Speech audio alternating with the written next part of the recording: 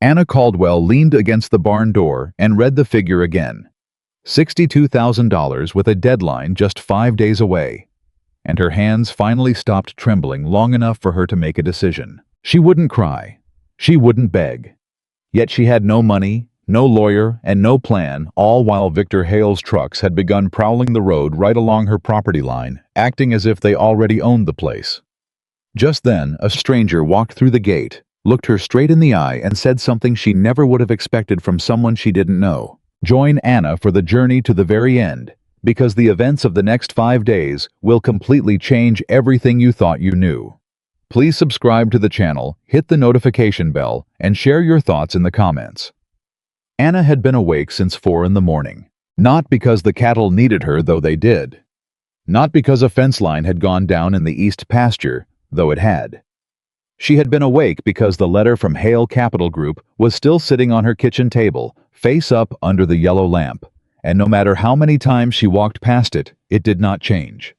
$62,000, due in 5 days. She had read it so many times that the numbers had started to blur, had started to look like something from a nightmare, rather than something a man in an expensive suit had actually driven out to her property to hand-deliver on a Thursday afternoon. Victor Hale had stood right there on her porch, adjusted his cufflinks, and told her with a smile that didn't reach his eyes that he was sorry it had come to this. Anna had not given him the satisfaction of flinching. She had taken the envelope. She had thanked him. And she had waited until his car disappeared around the bend before she sat down on the porch steps and let herself feel the full weight of it. $62,000 was not a mistake. It was not a misunderstanding. It was a number that had been carefully calculated to be just out of her reach. The original loan on the Caldwell Ranch had been $31,000 taken out 4 years ago by her father, 2 months before he died. The terms had been standard at the time. But Hale Capital had acquired the note from the original lender 8 months ago, and since then, the late fees and restructured interest had doubled the amount owed. Her family's attorney had told her there was nothing to be done. The contract was clean. The math was legal. Anna had fired that attorney on the spot, not because she had a better plan, but because she refused to sit in a leather chair and be told her father's land was already gone. She was 34 years old. She had grown up on this property. She had learned to ride before she could read, had mended wire fence in the rain. At age 12 had watched her mother bury her heart in this soil, and her father spend the last good years of his life making sure every acre of it stayed in the family name. The Caldwell Ranch was not a business decision. It was not an investment. It was everything. And now she had 5 days to either produce $62,000 or hand over the deed. She poured herself a second cup of coffee and stood at the kitchen window and watched the sun come up over the east pasture. 2 of her older cows had wandered close to the broken fence line. The water trough near the north barn needed a new float valve. The tractor's left rear tire was low, had been low for 2 weeks, and every time she got close to fixing it, something else broke first. Running a ranch alone was not impossible, but it was close. She had 2 part-time hands teenage brothers named Cody and Garrett, who came out on weekends and meant well, but couldn't stay full days. She had a neighbor 3 miles down who let her borrow equipment when she asked, but asking cost her something every time. And she had exactly $940 in her checking account, which was enough for this month's feed bill and very little else. Anna set her coffee cup in the sink, pulled on her boots, and walked outside to start the day. Because whatever was going to happen in 5 days, the cattle still needed water this morning. She was patching the east fence when she heard the truck. It was not the rumble of Hale's people. She had already learned the sound of their vehicles, a specific kind of expensive quiet that made her teeth clench. This was older. Something with a working engine and a worn transmission, the kind of sound that belonged on a ranch road rather than fighting it. She straightened up and looked toward the gate. The truck was a faded blue, maybe 15 years old, with a stock trailer hitched behind it that had seen considerable use. It rolled to a stop just outside her gate, and a man got out.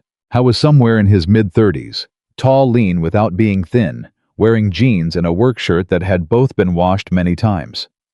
He had the kind of hands she noticed right away. Wide, calloused, the hands of someone who had spent years doing actual labor and not just managing it. He looked at the ranch with the particular eye of someone who understood what they were seeing, scanning the fence line, the barn, the state of the pasture, the way a person reads a page they've read before. Then he looked at her. Anna Caldwell. She kept the fencing pliers in her hand. Who's asking? Daniel Cross.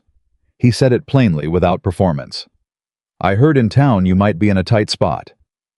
Anna studied him for a moment.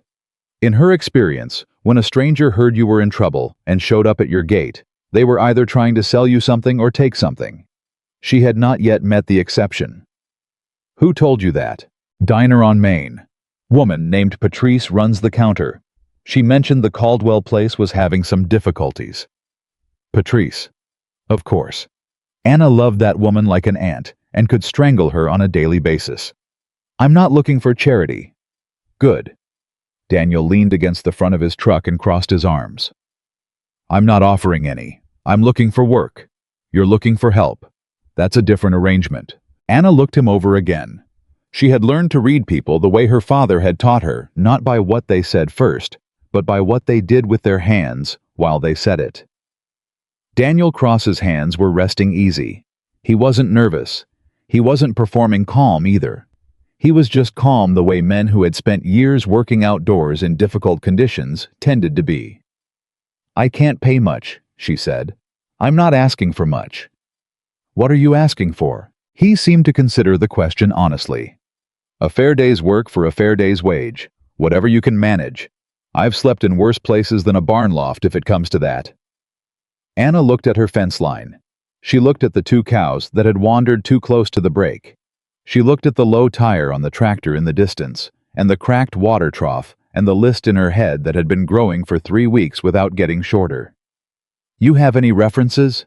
4 ranches, 3 states. None of them will say a bad word about my work. He paused. A couple of them might say I don't stay long. That's true. But I stay until the job is done. It was the honesty that got her. Not the credentials. The honesty. Come through the gate, Anna said. I'll show you what needs doing. By midday, Anna had stopped watching Daniel Cross out of the corner of her eye. Not because she had decided to trust him, but because watching him had become unnecessary. The man worked the way very few people she had ever hired actually worked, with consistent attention, without waiting to be told what came next, without cutting corners when he thought she wasn't looking. He fixed the fence brake faster than she expected. He noticed the float valve before she mentioned it and had already checked the parts bin to see if they had the right size. They did not, which meant a trip to the hardware store, and he went without complaint and came back with the right part and 2 others he'd noticed they were low on. By 3 in the afternoon, the trough was working. By 5, the tractor tire had been properly inflated and inspected, and he had found a slow leak in the inner tube that she had missed. Anna stood at the fence watching him work and felt something she hadn't felt in a long time. She felt like she was not completely alone on this property. It was a dangerous feeling, and she recognized it as such. You want coffee? She called out. He looked up from the tire. Yes, ma'am. She went inside and made a full pot, and when she brought 2 cups out to the yard, he was washing his hands at the outdoor spigot and drying them on a rag he'd tucked into his belt. She handed him a cup, and he took it with both hands and drank like a man who had been working in the sun for 8 hours, because he had been. You know this kind of place, she said. It was not quite a question. I've worked enough of them. Your family have land. Something moved across his face, just briefly. They did, long time ago. She didn't push it. She understood what it meant when someone said a thing like that in exactly that tone. They stood in the yard and drank their coffee, and the late sun stretched long across the pasture, and the cattle moved slowly in the distance, and for a moment it felt almost like a normal day. Then Anna's phone rang. She looked at the screen. Victor Hale's office number. She let it ring. Daniel watched her let it ring. He didn't ask about it. There's a loft above the second barn, Anna said. It's dry. There's a cot up there and a working lamp. Bathrooms in the barn itself. There's a utility sink and a toilet partitioned off in the back. It's not the Ritz. I've stayed in considerably worse. Dinner's at 6:30. I cook enough for two. She paused. As long as you're working here. Daniel Cross looked at her steadily. That's fair. Dinner that night was quiet at first, the way it always was when two people who didn't know each other were trying to figure out the shape of the silence between them. Anna had made beef stew, practical food, the kind she could make in one pot, and that kept through the week, and she set two bowls on the kitchen table, and they sat across from each other in the unadorned way people do when they're not trying to impress anyone. She asked him where he'd worked last. Hendrick's outfit up in Wyoming, he said. Good operation. I left when the season ended and they didn't need the extra hands. Why not stay on in some other capacity? He looked at his bowl for a moment. I'm not a man who overstays his welcome. Or stays at all from what you said at the gate. He accepted that without defensiveness. That's accurate. Why? He looked up, not with irritation, with consideration. Like the question deserved an honest answer, and he was deciding how honest to be. I got tired, he said finally, of putting down roots in other people's soil. Anna sat with that for a moment. She understood it more than she wanted to admit. How did you end up in Harlow? She asked. Just passing through, on my way south for the winter. He took a drink of water. Sometimes passing through turns into something else. Don't go making this into something else, Anna said, and she said it without cruelty, but with complete clarity. I need a hand for the next few days. After that, whatever happens with this ranch, I won't have the resources to keep anyone on. I heard you. I mean it. I know you do. He met her eyes calmly. I heard you the first time. Something in the steadiness of that look made her feel two things at once, reassured and slightly unsettled. She couldn't fully explain the second one. She changed the subject. The fence on the north property line is worse than the east, she said. I need to get to it tomorrow. There are also 3 cows that were separated during the last wind event, and I haven't been able to locate them. East Meadow, I think, but possibly past the creek. I can take the horse out at first light and check the creek side while you handle the fence. It was a practical suggestion, made practically, and she almost said fine before she remembered that she didn't know this man. Not really. You ride? He gave her a look that wasn't quite amusement. Yes, ma'am. She almost smiled. She covered it by standing up and taking her bowl to the sink. First light, she said. There's an Appaloosa in the second stall. His name is Banner. He doesn't like men he doesn't know, so introduce yourself before you try to saddle him. Understood. And don't take the creek crossing at the narrow point. Bank's soft on the west side. You'll lose a shoe. Yes, ma'am. She rinsed her bowl and set it in the drying rack. She heard him carry his to the sink behind her and set it next to hers without being asked. A small thing. An automatic thing. The kind of thing a person did when they were used to sharing a kitchen. She lay awake for an hour after she went to bed. The letter was still on the kitchen table. She had not put it away because looking at it was something she was forcing herself to do every morning and every night, the same way her father had told her to face things that scared her straight on without blinking until they stopped having power over you. 5 days. She ran the numbers again for what might have been the 100th time. Her cattle weren't in a position to be sold at a profit. The market was soft, and her herd was smaller than it had been 2 years ago after the illness that had taken 7 head last spring. She had no equity line available. The bank in town had already given her what they could, given her credit situation. She had called every person she could think of who might be able to help, and every door had been politely but firmly closed. The only real question remaining was whether there was anything in the paperwork itself. Her father's contract with the original lender. The terms Hale Capital had used when they acquired the note. The late fee calculation methodology. The restructuring agreement. She had a box of files in the spare room. She had started going through them, but it was slow work for someone without a legal background, and every time she sat down to do it, some emergency on the ranch pulled her away. She needed more time, and more time was the one thing she did not have. Daniel Cross was already in the barn when she got there at 5:15. He had not woken Banner up wrong. The horse was saddled and calm, which told Anna more about this man than an hour of conversation would have. Horses did not extend trust to people they didn't feel in their bones. Banner had been skittish with the last hand she'd tried to hire, had pinned his ears back and refused the bit for a full 20 minutes. He was standing relaxed with Daniel's hand flat on his neck. "Ready?" she asked. "Whenever you are." She handed him the route she'd sketched on a piece of notebook paper, the creek crossing. She'd approved the likely location of the missing cows, the gate code for the east property fence. He looked at it for exactly as long as it took to memorize it, then handed it back. "I'll be back by mid-morning," he said.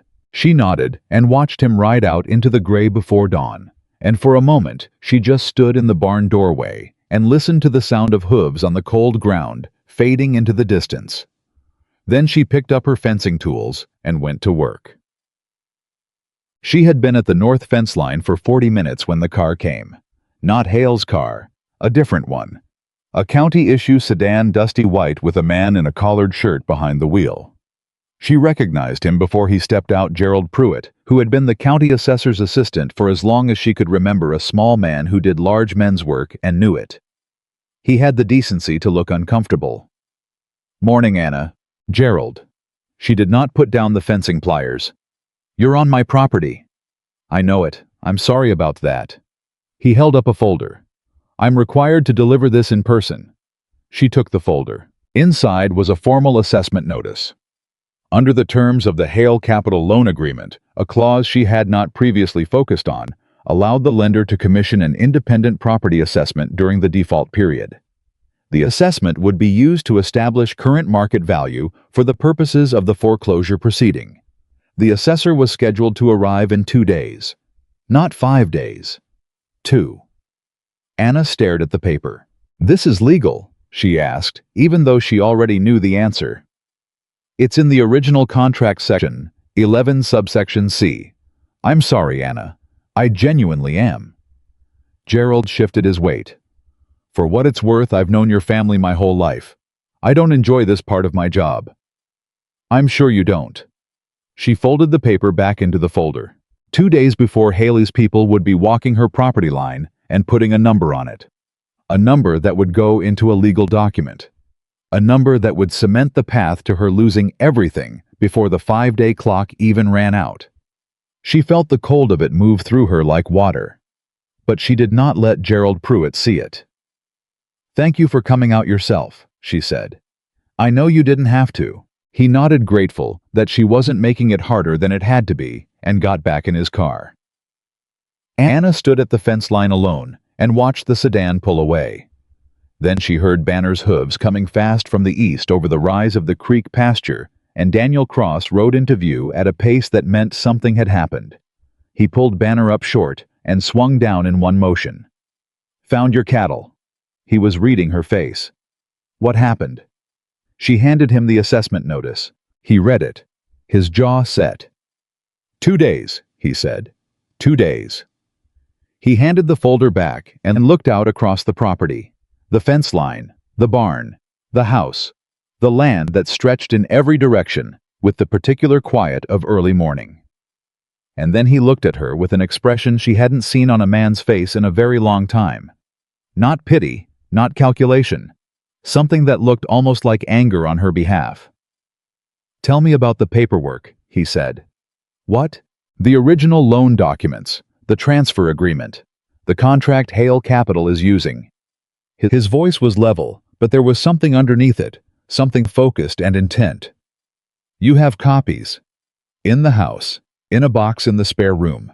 I started going through them, but—" "Show me." Anna looked at him. "You know contract law." "I know what to look for in a bad deal." Something moved in his expression, not quite a smile, not quite bitterness. "I've been on the wrong side of one." She made a decision, the way she made all her important decisions, fast and trusting her gut over her fear. "Come inside," she said. The box was exactly as she'd described it. 2 years of documents, some organized, most not covering the original loan.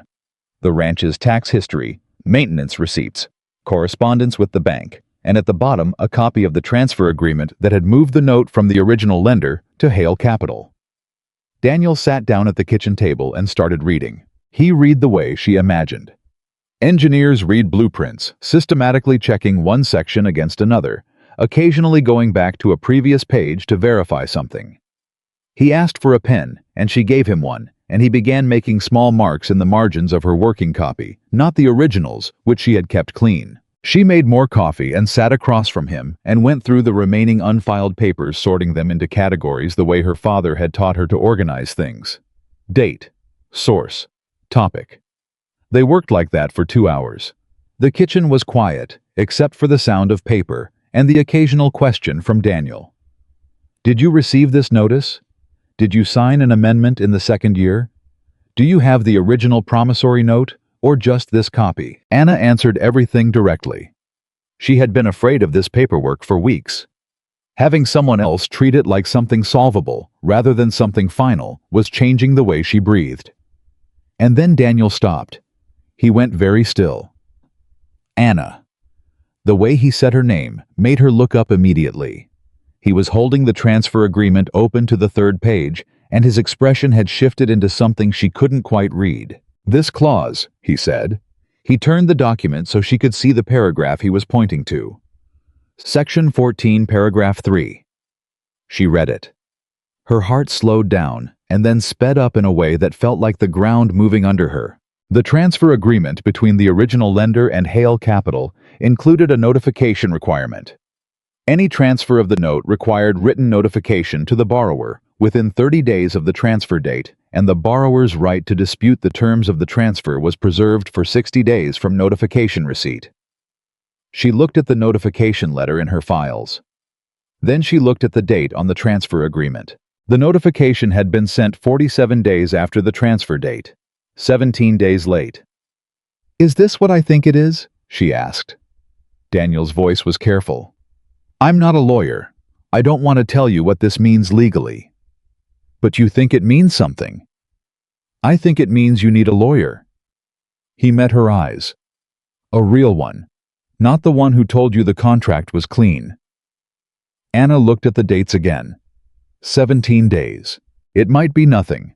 It might be an error in a document she was misreading. Or it might be the one loose thread in Victor Hale's very careful plan that, if pulled by someone who knew what they were doing, could unravel the entire thing. She stood up. "I need to make a phone call," she said. Her hands were not shaking anymore. The attorney's name was Ruth Calloway. She practiced in the county seat 40 miles away, and she had a reputation for taking cases nobody else wanted to touch. Anna had known her name for years. Her father had spoken of her with respect, but had never called her because calling her felt like admitting you were in serious trouble. She was in serious trouble. Ruth Calloway answered on the third ring, listened without interrupting, while Anna laid out the situation in plain language and then asked 3 very specific questions about the document. Anna read the relevant sections aloud. There was a long silence on the other end of the line. "Scan everything and email it to me in the next hour," Ruth said. "All of it. Don't leave anything out." "Do you think there's something there?" Another pause. "I think Victor Hale's people made an assumption that you wouldn't look closely enough." Her voice was dry and precise. "Scan the documents, Anna. I'll call you back before 5. Anna hung up. Daniel was standing in the kitchen doorway, having carried the empty coffee cups to the sink, and clearly not sure whether to stay or give her space. She looked at him standing there. This man she had known for less than 24 hours, who had shown up at her gate with calloused hands and honest eyes, and found something in her paperwork that her own attorney had missed. "I need to use the scanner in the office," she said. "Will you handle the afternoon feeding?" "Yes, ma'am." "And Daniel." She stopped. She was not a woman who said thank you easily, not because she was ungrateful, but because gratitude had always felt to her like it required earning. "That was good work, what you found." He looked at her steadily. "The ranch isn't gone yet," he said. "Don't act like it is." It was not comfort. It was not false reassurance. It was a statement of fact delivered by someone who meant it. Anna nodded once and went to her office and started scanning documents. Ruth Calloway called back at 4:47. Anna was sitting on the porch steps with the phone in her hand, watching Daniel check the water levels in the north trough, which he had repaired, and then immediately started monitoring when it rang. She answered. Ruth's voice on the other end was controlled, but there was something running underneath it. Anna had known enough attorneys in her life to understand the difference between a lawyer being cautious and a lawyer being excited, and Ruth Calloway was working to stay on the cautious side of something that was pulling her toward excited. "The notification delay is real," Ruth said. 47 days from transfer date notification received. The contract's 30-day requirement is unambiguous. Now, whether a court will treat that as a material breach or a technical irregularity is the question, and I won't lie to you, Anna, it could go either way. But it's something. It is definitely something. More than something, it gives us grounds to challenge the validity of the foreclosure proceeding itself, which means we can potentially get an injunction to halt the assessment scheduled for Thursday. Anna's chest tightened. "How quickly can you file?" "I can have the motion prepared by tomorrow morning. I need you to come in tonight. Bring every original document you have." Anna looked out across the pasture. The sun was dropping. The cattle were settled. Daniel had moved to the east fence, checking her work from the morning, running his hand along the wire to test the tension. "I'll be there in an hour," she said. She ended the call and sat for a moment on the porch steps. She thought about her father, who had bought this land with 23 years of saved wages and a handshake from a man who'd sold him a fair deal. She thought about her mother, who had planted the garden along the south fence and refused to call it a kitchen garden because she said that sounded too small for what it was. She thought about the morning she was 8 years old, and her father had taken her to the East Ridge at sunrise and swept his arm across the whole of it and said, "Anna, everything you see is yours to keep as long as you have the courage to hold on to it." She had not lost it yet. She was not done. She got up and walked across the yard to where Daniel was checking the fence and said his name, and when he turned, she handed him a list she'd written quickly on a piece of paper. The evening tasks, the animals that needed checking, the gate that needed securing before dark. "I have to go into town," she said. "Tonight. It might be late when I get back." He looked at the list. He looked at her face. "Good news?" he asked. "Maybe." She paused. "Possibly maybe." Something shifted in his expression. Not quite a smile. Something quieter than that. "Go," he said. "I've got the place." She almost said something. Something about how strange it was to stand here on her father's land and feel the relief of those 3 words from a man she barely knew. How they settled over her, like something she hadn't realized she'd been holding her breath waiting for. Instead, she said, "Don't let Banner eat the feed bucket again. He'll do it if you leave it where he can reach." Noted. She nodded. She walked to her truck. She drove down the long gravel road toward the gate, and in the rearview mirror, she watched Daniel Cross go back to checking the fence line with the steady, unhurried attention of someone who was exactly where he had decided to be. She pressed the accelerator. 5 days had become 4, and for the first time since the letter arrived, Anna Caldwell drove toward something instead of away from it. Ruth Calloway's office was exactly what Anna expected from a woman who had spent 30 years taking cases. Nobody else would touch practical, organized, and completely without pretense. The desk was covered in stacked files, with the particular logic of a person who knew where everything was, even if nobody else could find it. Ruth herself was 61, small-framed with close-cropped gray hair, and the kind of eyes that processed information fast and gave nothing away for free. She had already printed Anna's scanned documents by the time Anna arrived. She had already made notes in the margins. "Sit down," Ruth said, not looking up from the page she was reading. "I want to go through this section by section." Anna sat. She had driven 40 miles with her hands tight on the wheel and her mind moving faster than the road, running through every possibility, every outcome, every version of the next 4 days. She had arrived at Ruth's office with her jaw set and her spine straight, and she was not going to let herself fall apart in a leather chair in front of a woman she'd just met. Ruth set the document down and looked at her directly. "You understand this is not a sure thing." "I understand. A notification delay of 17 days is a real irregularity. It does not automatically invalidate the foreclosure. A judge will have to decide whether it constitutes a material breach or a harmless technical defect. Ruth tapped the document with 2 fingers. What we have is grounds for challenge. We do not have a guaranteed win. I know the difference. Ruth studied her for a moment. Your father was James Caldwell. Yes, I knew James. Good man, stubborn as a creek rock. Something softened fractionally around her eyes. He came to me once about 15 years ago. Asked me to review a grazing lease agreement his neighbor had offered. Turned out the neighbor had buried a right-of-way clause in paragraph 9 that would have given him permanent access to the Caldwell well. Ruth folded her hands on the desk. James caught it himself before he came to me. He just wanted someone to confirm what he already knew. Anna felt the tightness in her chest shift into something else, something that hurt in a different way. He never told me that story. He was a man who solved problems quietly. Ruth picked up her pen. Now, let's talk about Thursday's assessment and what we're going to do to stop it. They worked for 2.5 hours. Ruth was methodical in a way that reminded Anna of the way her father had kept his ledgers. Nothing wasted. Nothing assumed every fact in its proper place before moving to the next one. She explained the injunction process without condescending to Anna, asked questions that made clear she expected accurate answers and not reassuring ones. And by 9 o'clock, she had a draft motion that she was ready to file when the courthouse opened at 8 the next morning. If the judge grants the injunction, Ruth said, capping her pen, the assessment is halted, pending the challenge hearing. That buys you time, potentially 2 to 3 weeks. And if the judge doesn't grant it, then the assessor comes Thursday as scheduled, and we fight the foreclosure proceeding on the substantive breach argument, which is a harder fight, but not an impossible one. Ruth looked at her evenly. Victor Hale is used to people not looking at the paperwork.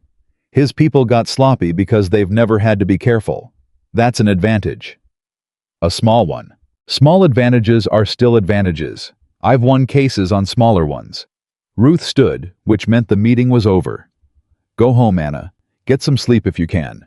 I'll call you the moment I have a ruling on the injunction. Anna drove home through the dark on the same road she had driven her whole life, past the same fence lines and the same turns and the familiar silhouette of the ridge against the night sky.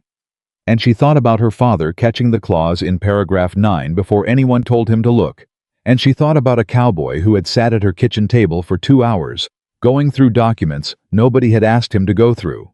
And she thought about how strange it was that the thing trying to take her ranch might have written its own weakness into the paperwork. She pulled through the gate at 11:15. The light in the barn loft was on. Daniel was still awake. She didn't go up to the loft. She stood in the barn doorway and called up, "Everything okay?" A pause. Then footsteps on the loft ladder, and his head appeared at the opening. Banner kicked his stall door around 9, settled down after I walked him. One of the heifers in the south pen was making noise. Turned out she'd gotten her ear tag caught on the feeder. Fixed it. He looked at her face in the dim light from below. How'd it go? There might be something in the paperwork. She kept her voice measured. My attorney is filing an injunction tomorrow morning to halt the assessment. He came all the way down the ladder and stood in the barn with his hands in his pockets, and the look on his face was not excitement and not caution, but something in between, the expression of a man who had learned not to celebrate before the ground proved solid under his feet. Might, he repeated. Might. She met his eyes. It's more than I had yesterday. He nodded once. That's something. Get some sleep, she said. I need you on the north pasture at first light. I want those fence posts reset before anyone comes on this property. Yes, ma'am. She turned to walk back to the house and then stopped. She said it to the darkness in front of her rather than turning back around. I don't know why you went through those documents today. I didn't ask you to. A beat of quiet behind her. The stack was right there, he said. Seemed like something was in it. She nodded at nothing and went inside. She slept 4 hours. Not enough, but it was what she had. She was at the kitchen table with coffee and the remaining documents at 5 a.m., going back through everything with fresh eyes, looking for anything else she might have missed. The way Daniel had approached it systematically section against section had changed how she was reading the material. She was no longer looking for the whole picture all at once. She was looking for the single detail that didn't match. She found 2 more things that she wrote down and photographed with her phone and texted to Ruth Calloway at 5:47 a.m. with a note that said she wasn't sure if these mattered, but she wanted Ruth to see them. Ruth replied 11 minutes later. "One of these is noise. The other I'm already looking at. Good eye." Anna set her phone face down on the table and pressed her hands flat against the wood and breathed. She heard Daniel's boots on the porch steps before she heard the knock. "Come in," she called. He came through the door already wearing his hat, already work-ready, and he looked at her at the table with the documents spread out and didn't say anything about the fact that she had clearly been up for hours. "Coffee's on," she said. He poured a cup and stood at the counter and drank it, and she went back to the documents, and they occupied the same kitchen in the early morning with the particular ease of people who had established a working rhythm which they had in less than 2 days, which was something she deliberately did not think too hard about. "2 more things in the paperwork," she said. "I sent them to Ruth." "What kind of things?" "One might be nothing.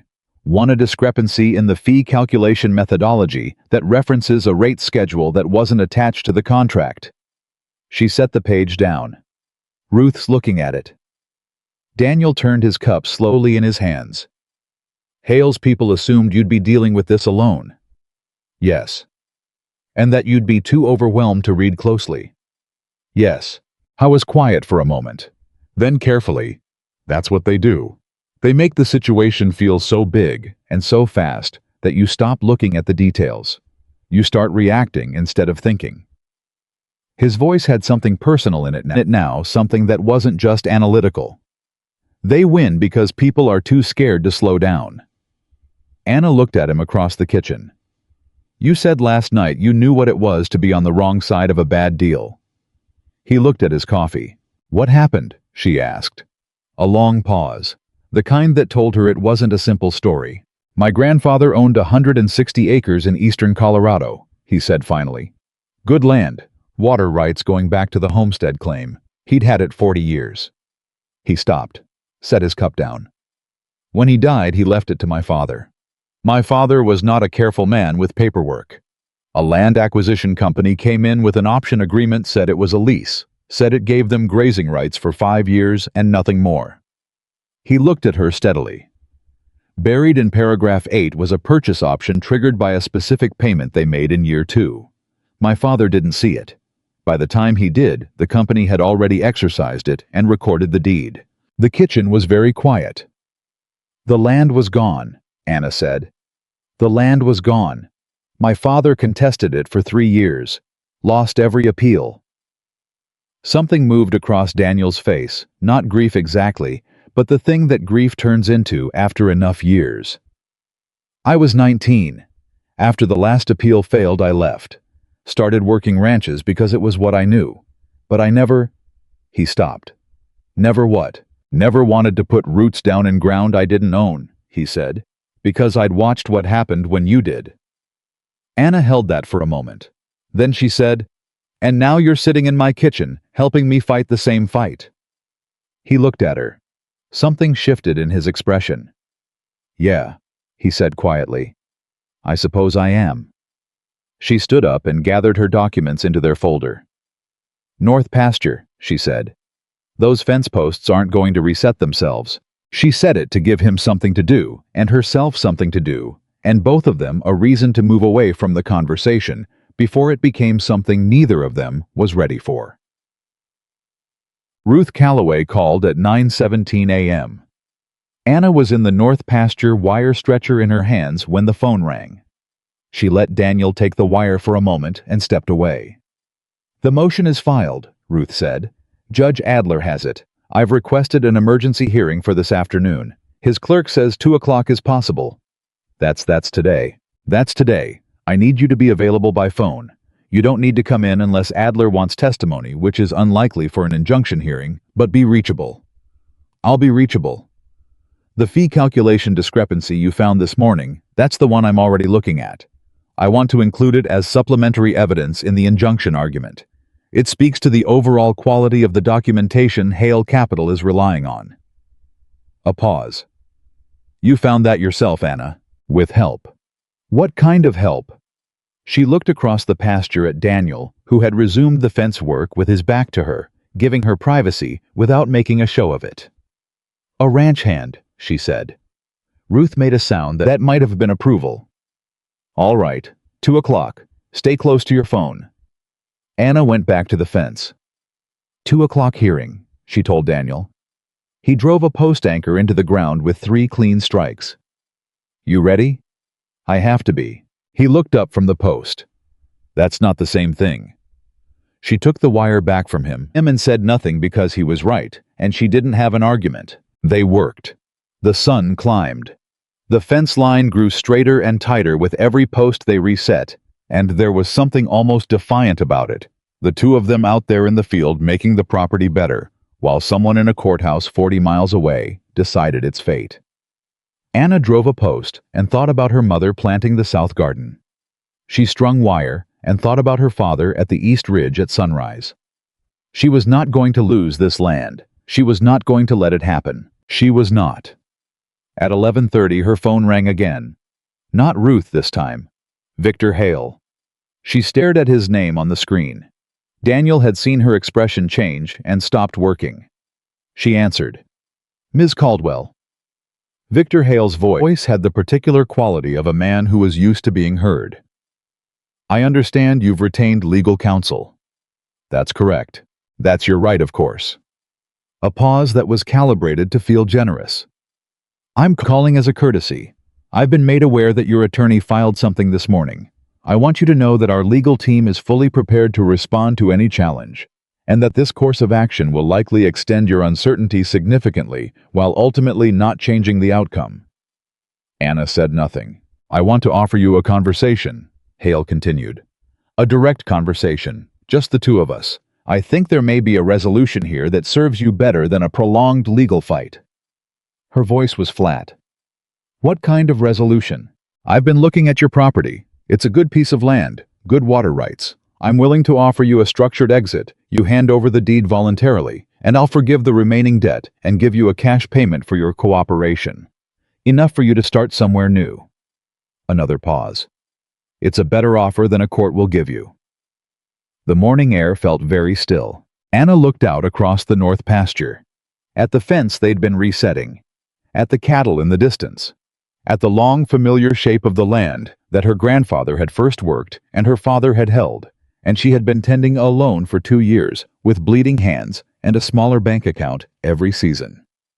She thought about Victor Hale's smooth voice, telling her to start somewhere new. Mr. Hale. Her voice was quiet and completely steady. With respect, this is my family's land and I'm going to fight for it every legal way I know how. If your team is prepared to respond to my attorney's filing, then that's what they should do. She paused. Don't call this number again unless you're calling to tell me the note is resolved. She ended the call. Daniel was watching her. She told him what Hale had said. All of it. The structured exit, the cash payment start somewhere new. Daniel's jaw tightened. He picked up the wire stretcher and gripped it for a moment before setting it down deliberately, like a man making himself be careful with something. He thinks you're scared enough to take it, he said. He's wrong. Something moved in Daniel's expression, something she hadn't seen from him yet. Not the calm, steady focus she'd come to recognize. Something fiercer than that. Good, he said. Just that. Good. They went back to work. 2 o'clock came and went without a call. By 2:30, Anna had stopped pretending she was able to focus on anything else. She sat on the porch steps with her phone in her hand and her elbows on her knees, and she waited. Daniel sat in the yard a few feet away, mending a piece of harness leather, not talking, not hovering, just present in the way that was starting to feel like his particular way of doing things. At 2:47, Ruth called. Anna answered before the second ring. The injunction is granted, Ruth said. Judge Adler found the notification delay to be a potentially material defect warranting full review before any further proceedings. The Thursday assessment is halted. Hale Capital has been ordered to respond to our challenge within 14 days. Anna exhaled. It was not a victory. Ruth had been very clear about that. It was time. It was room. It was the door staying open instead of slamming shut. But God, it felt like air. 14 days, she said. 14 days, in which we build the strongest possible case on the breach argument and the fee calculation discrepancy. Ruth's voice was still controlled, but the current of energy underneath it was unmistakable now. He got sloppy, Anna. Victor Hale got sloppy because nobody ever made him be careful. We're going to make him pay for that. Thank you, Ruth. Don't thank me yet. Thank me when this is finished. A beat. Your father would have loved every minute of this. Anna pressed her lips together and nodded at the phone. Yes, she said. He would have. She ended the call. Daniel had gone still with the harness leather in his hands. He was watching her face. She looked at him and said, 14 days. He set the harness down. He looked at her for a long moment with an expression she couldn't entirely classify: relief, and something underneath it, something more complicated. Then we've got work to do, he said. And just like that, the word "we" had happened, and neither of them addressed it, and it sat in the air between them, like a weight that had landed without announcement. The next 3 days moved at a different pace. Not slower, faster in some ways, because there was now a hard deadline attached to something that felt possible, rather than just something to outlast. Ruth was building the legal case. Anna was focused on the ranch, and Daniel was everywhere she needed him to be before she knew she needed him there. She was discovering a man of considerable practical intelligence. Not the showy kind, not the kind that announced itself. The quiet kind that noticed the thing that was about to become a problem 3 steps before it did, and handled it without requiring recognition. The water pump in the south barn had been making a sound for days that Anna had been mentally categorizing as a problem for next week. Daniel took it apart on the second morning, identified a failing bearing, and drove to town for the part while she was on the phone with Ruth without being asked. When she asked how he'd known to look at the pump, he said he'd heard it when he passed the barn. That was all. He'd heard it. She was also discovering that he had opinions which he offered rarely and with precision. On the 4th morning, 3 days after the injunction, she was calculating whether she could manage feed costs through the next month, and he looked at her figures without being invited to, and said quietly that she was undervaluing 2 of her heifers, and that the Benson auction in the county seat had a buyer currently paying premium for that bloodline. How do you know what the Benson buyer is paying? She asked. I worked their last auction, 3 months ago. The buyer is a woman named Clara Whitmore. She's been building a specific bloodline for 4 years, and she's been paying 15% over market for the right animals. Anna looked at her heifers. 2 of them were in fact exactly the bloodline he was describing. She knew it because her father had made a specific breeding decision 8 years ago that she had thought at the time was expensive and had turned out to be wise. You think she'd come out here? I think she'd drive 2 states if you called her with the right description. Anna looked at him. You have a number. He pulled out his phone and read it to her, and she put it in her contacts without comment. Clara Whitmore answered on the second ring, and by the time Anna had described the animals, the woman was already asking about transportation logistics. They agreed on a price that was, as Daniel had said, 15% over market. Anna ended the call and sat for a moment with the number in her head. It wasn't 62,000. It wasn't close to 62,000. But it was something. It was resources. It was room. Thank you, she said. She said it the way she said everything important directly without padding. Daniel was already looking at something else, the feed schedule on the wall, the next task already identified. Good animals deserve a fair price. She almost said something about how that wasn't really an answer to what she'd been thanking him for. She let it go. She was beginning to understand that with Daniel, the thing he said and the thing he meant were not always the same sentence, but they were always honest. On the 5th evening, Patrice came out. Patrice Hadley was 58 and had run the diner on Main Street for 22 years, and she loved Anna Caldwell the way that older women love younger women, who remind them of the version of themselves that didn't know yet how hard things could get. She arrived with a covered dish, some kind of chicken and dumplings that smelled like the only good thing that had happened all week, and she came through the front door without knocking because she had never knocked in her life. She saw Daniel at this kitchen table with a map of the property and a notepad where he was calculating grazing rotation. She looked at Anna. She looked at Daniel. She set the dish on the counter and said with complete transparency, "Well, Patrice." Anna's voice was a warning. "I'm just saying well." Patrice pulled off her jacket and hung it on the hook beside the door as if she lived there. "You must be Daniel Cross." Daniel stood the way a man stands when an elder enters a room and extended his hand. "Ma'am." Patrice shook it and turned his hand over and looked at his palm the way a person looks at evidence. "Working hands," she said with approval. "Patrice Hadley, I run the diner." "I know," Daniel said. "You're the reason I ended up here." Patrice beamed without a trace of shame. "That's right, I am." She turned to Anna. "Sit down and eat something, both of you. You look like you've been surviving on stubbornness." "That's not entirely wrong," Daniel said. It was the closest thing to a joke she'd heard from him. Anna found herself caught off guard by it, and by the fact that it made something ease in her chest without permission. They ate Patrice's chicken and dumplings, and Patrice talked because that was what Patrice did, and what she talked about was the town, which was what she always talked about, because the town was what she knew best. But underneath the talk, there was information that mattered. Patrice mentioned that 2 other families on the county road had received similar letters from Hale Capital in the last 8 months. One had already signed over their property.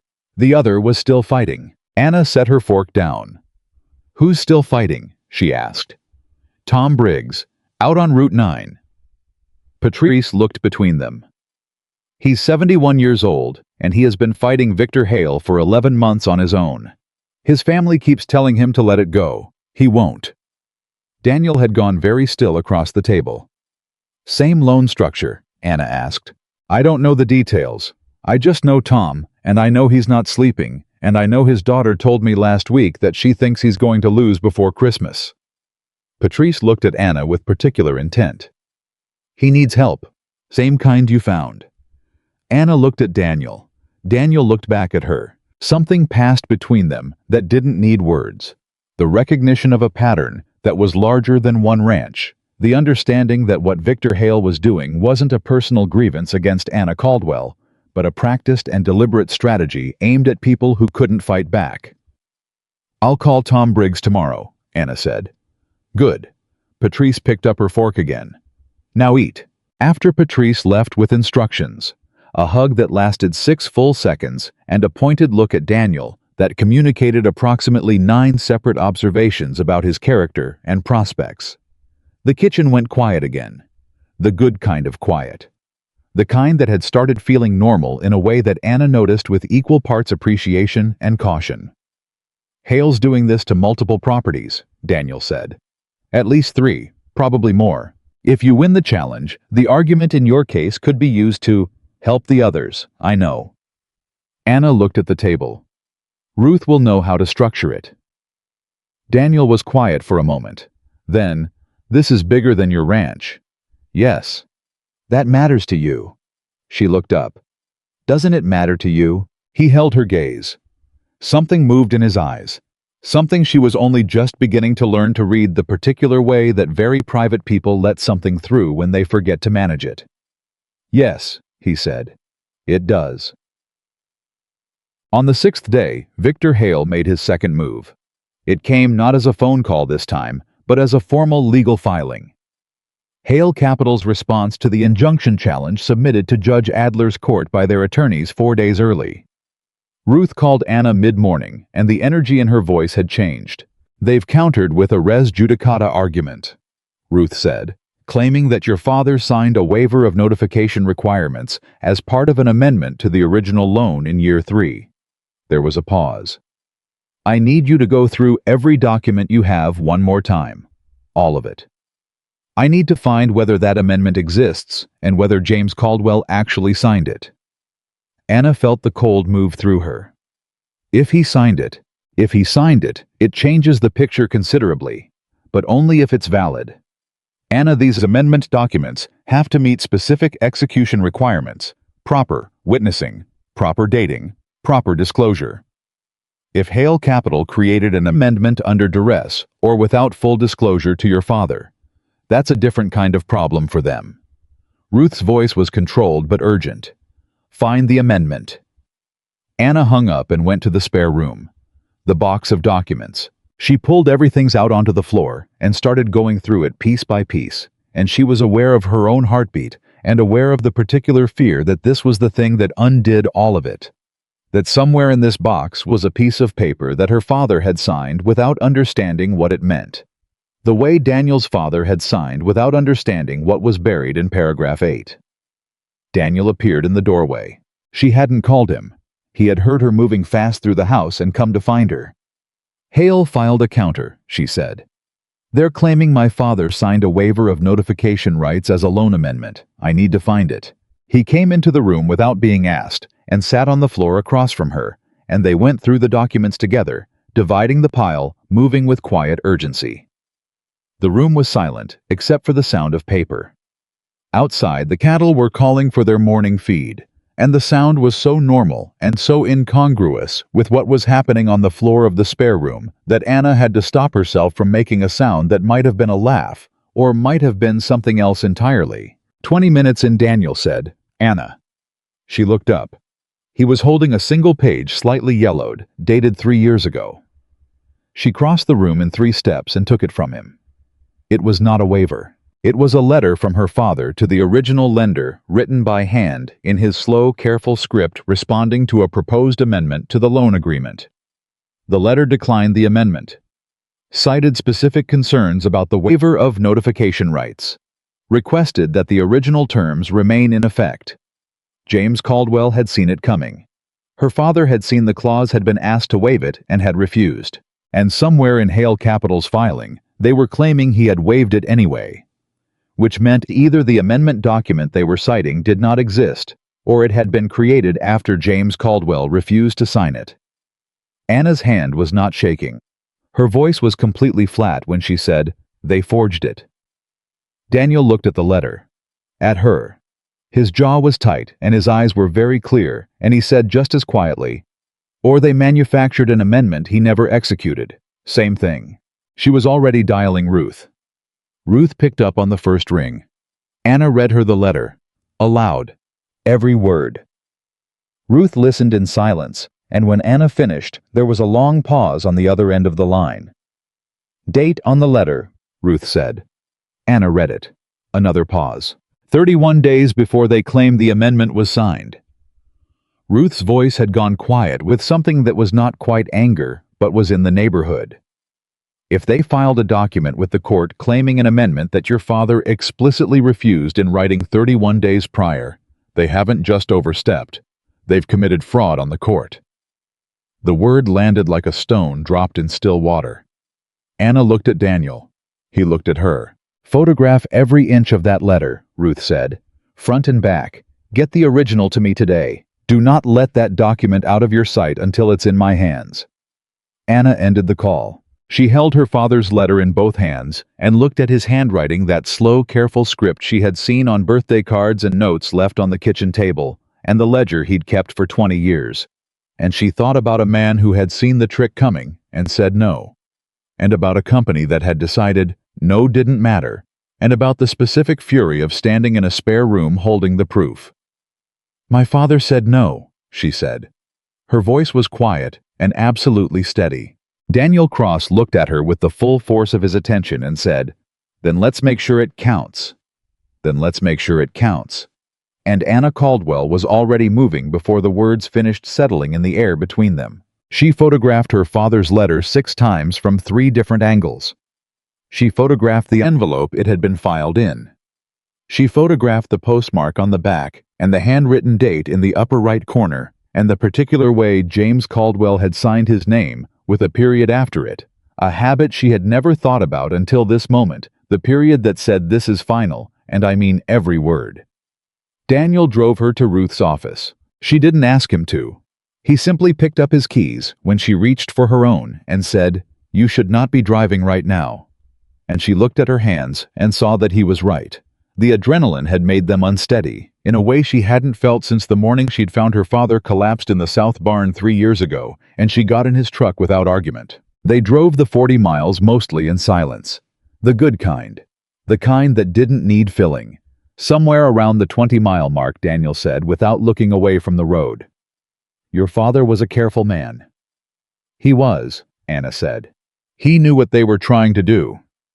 He knew. Another stretch of quiet. Then, he protected you even after he was gone. Anna turned to look out the passenger window so Daniel wouldn't see her face. She allowed herself 10 seconds. That was all. 10 seconds of something private and furious and grief-stricken and proud all at once.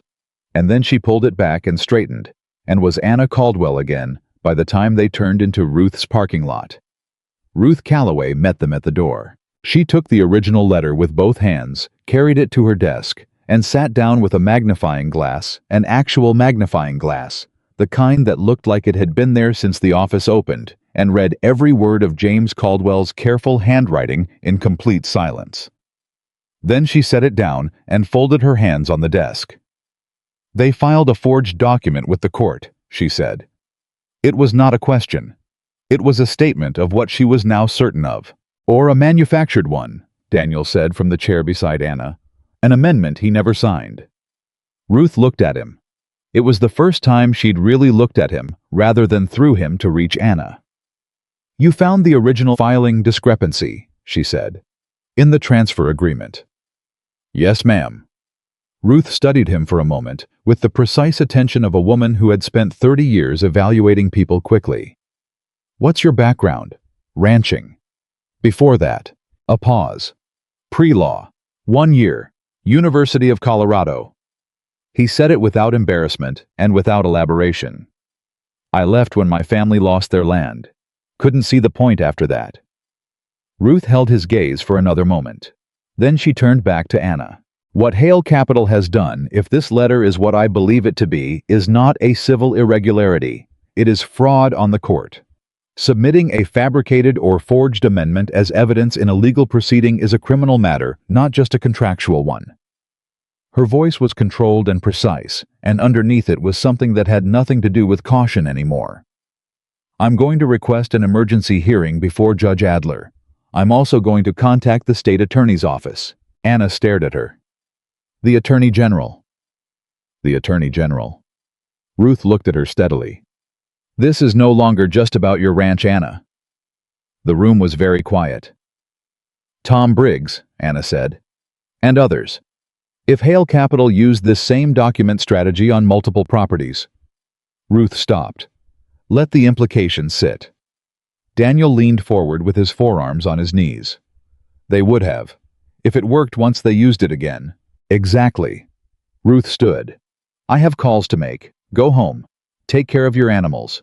Stay off social media, don't talk to anyone from Hale Capital, and do not under any circumstances let anyone onto that property without calling me first. She looked between them. I mean that literally. Anyone. They were 20 minutes back down the road when Anna's phone rang. Not Ruth, not Hale, Tom Briggs. She answered on speaker so she could keep her hands in her lap, and Daniel could hear, because at some point in the last 6 days, the instinct to handle things alone had started quietly losing its grip on her. Tom Briggs's voice was 71 years old and tired in a way that had nothing to do with the hour. Anna Caldwell, I heard you retained Ruth Calloway. Word travels. In this county it does. A pause. Patrice Hadley told me you were fighting Hale Capital on a documentation issue. That's right. I got one of those letters 8 months ago. My attorney looked at the contract and told me it was solid, that I should take the settlement. His voice tightened. I didn't take the settlement, but I'm running out of ways to fight it. Anna looked at Daniel. He gave her a single small nod. Tom, she said, have you looked at your notification letter, the date they sent it after they acquired your note? Silence on the line. What am I looking for? Tom asked. Count the days between the date of transfer on your contract and the date on the notification letter they sent you.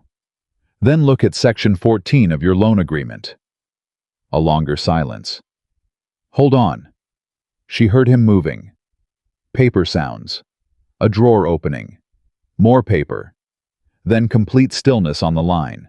41 days, Tom Briggs said. Anna closed her eyes for 1 second.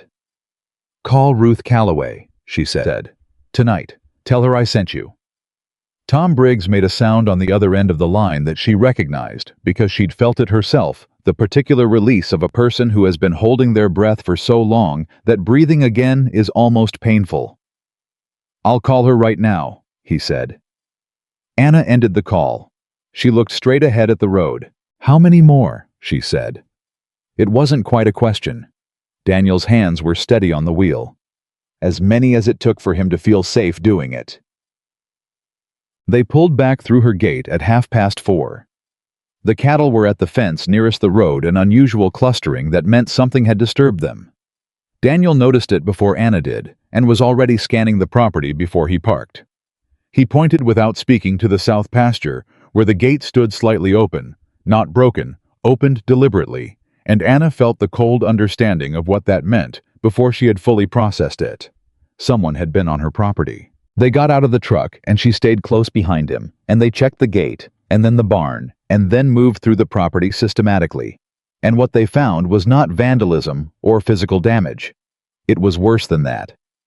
The cattle in the south pasture had been counted. She knew because the tally marks were scratched into the wooden post at the south gate, crude and hurried but unmistakable. Someone had been there recently, had gone through the south gate, had counted her herd. An unofficial inventory. The kind done before a formal assessment. The kind done by someone who had been told to know the numbers before anyone else did. Daniel's jaw was tight. They're moving up the timeline. They can't. The injunction. The injunction halts the formal assessment. It doesn't stop them from gathering informal information. He looked at the tally marks. This isn't legal, and it isn't official. It's preparation. Anna stared at the post. Someone had walked her land today, had counted her animals, had gathered the information they needed for when, not if, when the injunction was overturned or the challenge failed. Victor Hale was not waiting. He was preparing.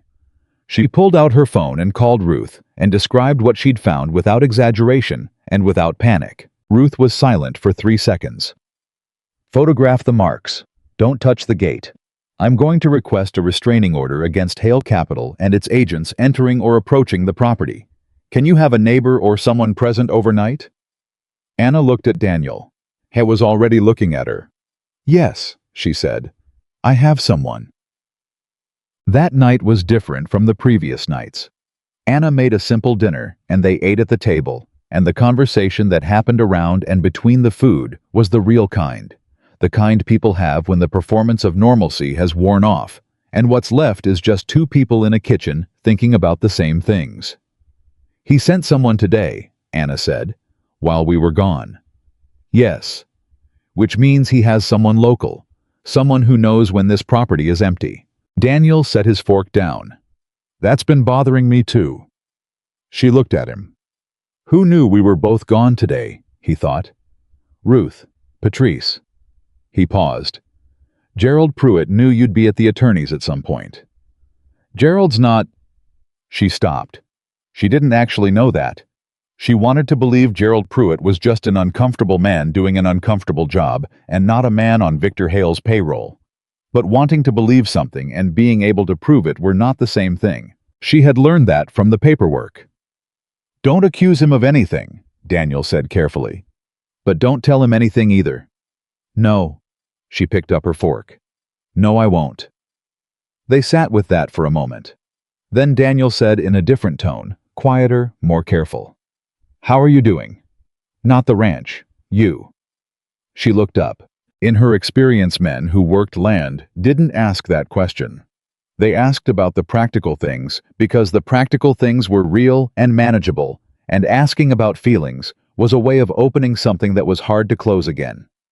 Her father hadn't asked it. The men she'd briefly dated in her 20s hadn't asked it.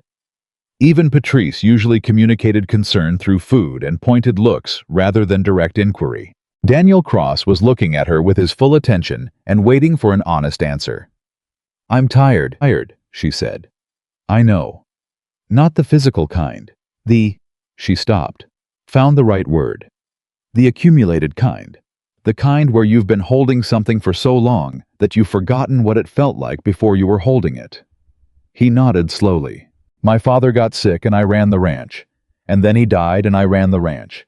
And then the drought came and I ran the ranch. And then the illness took 7 head and I ran the ranch." She looked at her hands.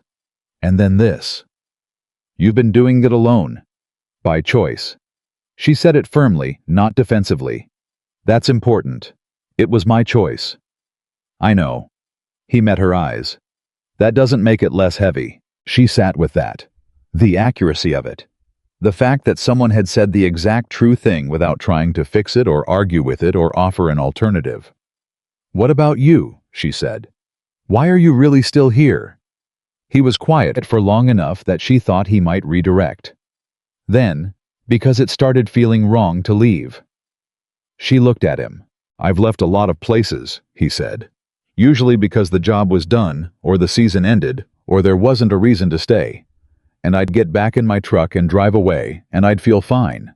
Because there was nothing there that was mine to feel differently about." He looked at her steadily. "This doesn't feel like that." The kitchen was very quiet.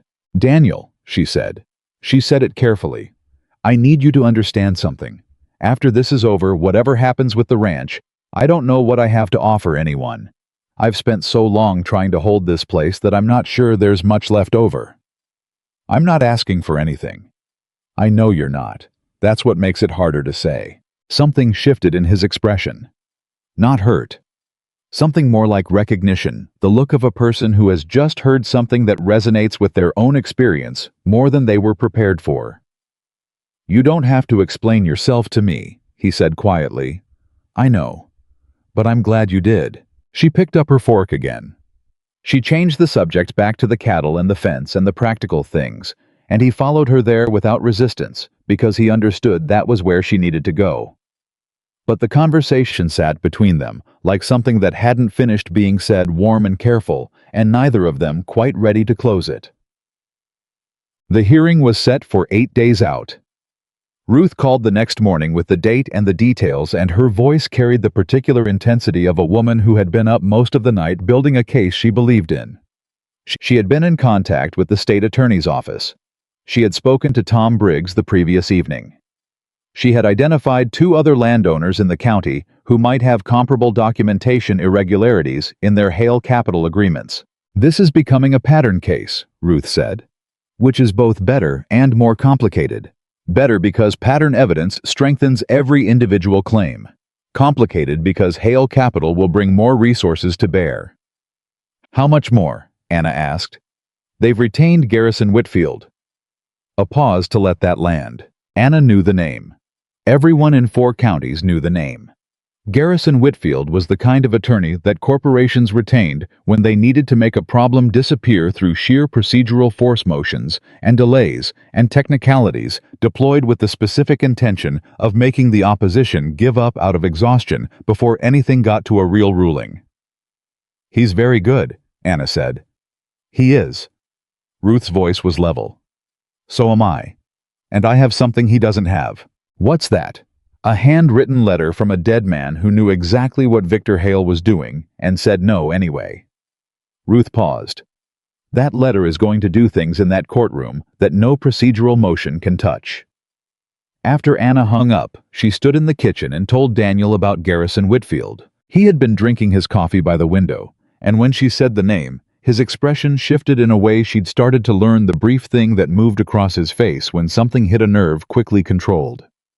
"That's the firm that handled the appeal on my grandfather's land," he said. The silence that followed was heavy. "Garrison Whitfield," she said. "Different case, same firm." He set his coffee cup down deliberately. "They know how to make the right thing take long enough that people run out of money or will to fight. Ruth knows that. Ruth should know they'll go after her credibility too. They'll file complaints, question her methodology, anything to slow her down and make her spend her energy defending herself instead of you." Anna looked at him. How do you know that? Because it's what they did to my father's attorney. His voice was even, but there was something underneath it that had sharpened. Good attorney, genuinely trying to help. By the end of the process, she was defending herself to the Bar Association on 2 manufactured complaints, and my father was paying her to fight on 2 fronts at once. He paused. She won both complaints. But by the time she did, the appeals were exhausted, and the land was gone. Anna sat down at the table. The machinery of what they were facing became suddenly fully visible to her. Not just Victor Hale and a bad loan agreement, but an entire system of practiced pressure, a way of making legitimate fights so expensive and so exhausting that people surrendered not because they were wrong, but because staying right cost too much. Her father had seen it. He'd written a letter and put it in a file and died before anyone knew it mattered. Daniel was watching her think. Warn Ruth, he said. Today, tell her what I just told you. She may already know. She should hear it anyway. Anna called Ruth and told her. Ruth was quiet for a moment and then said, I've dealt with Whitfield before. I know his playbook. Another pause. But thank you, and thank your ranch hand. Anna looked at Daniel when she hung up. She says thank you. Something almost like a smile. Tell her she's welcome. 4 days before the hearing, Victor Hale came to the ranch himself. No lawyers this time, no advance call.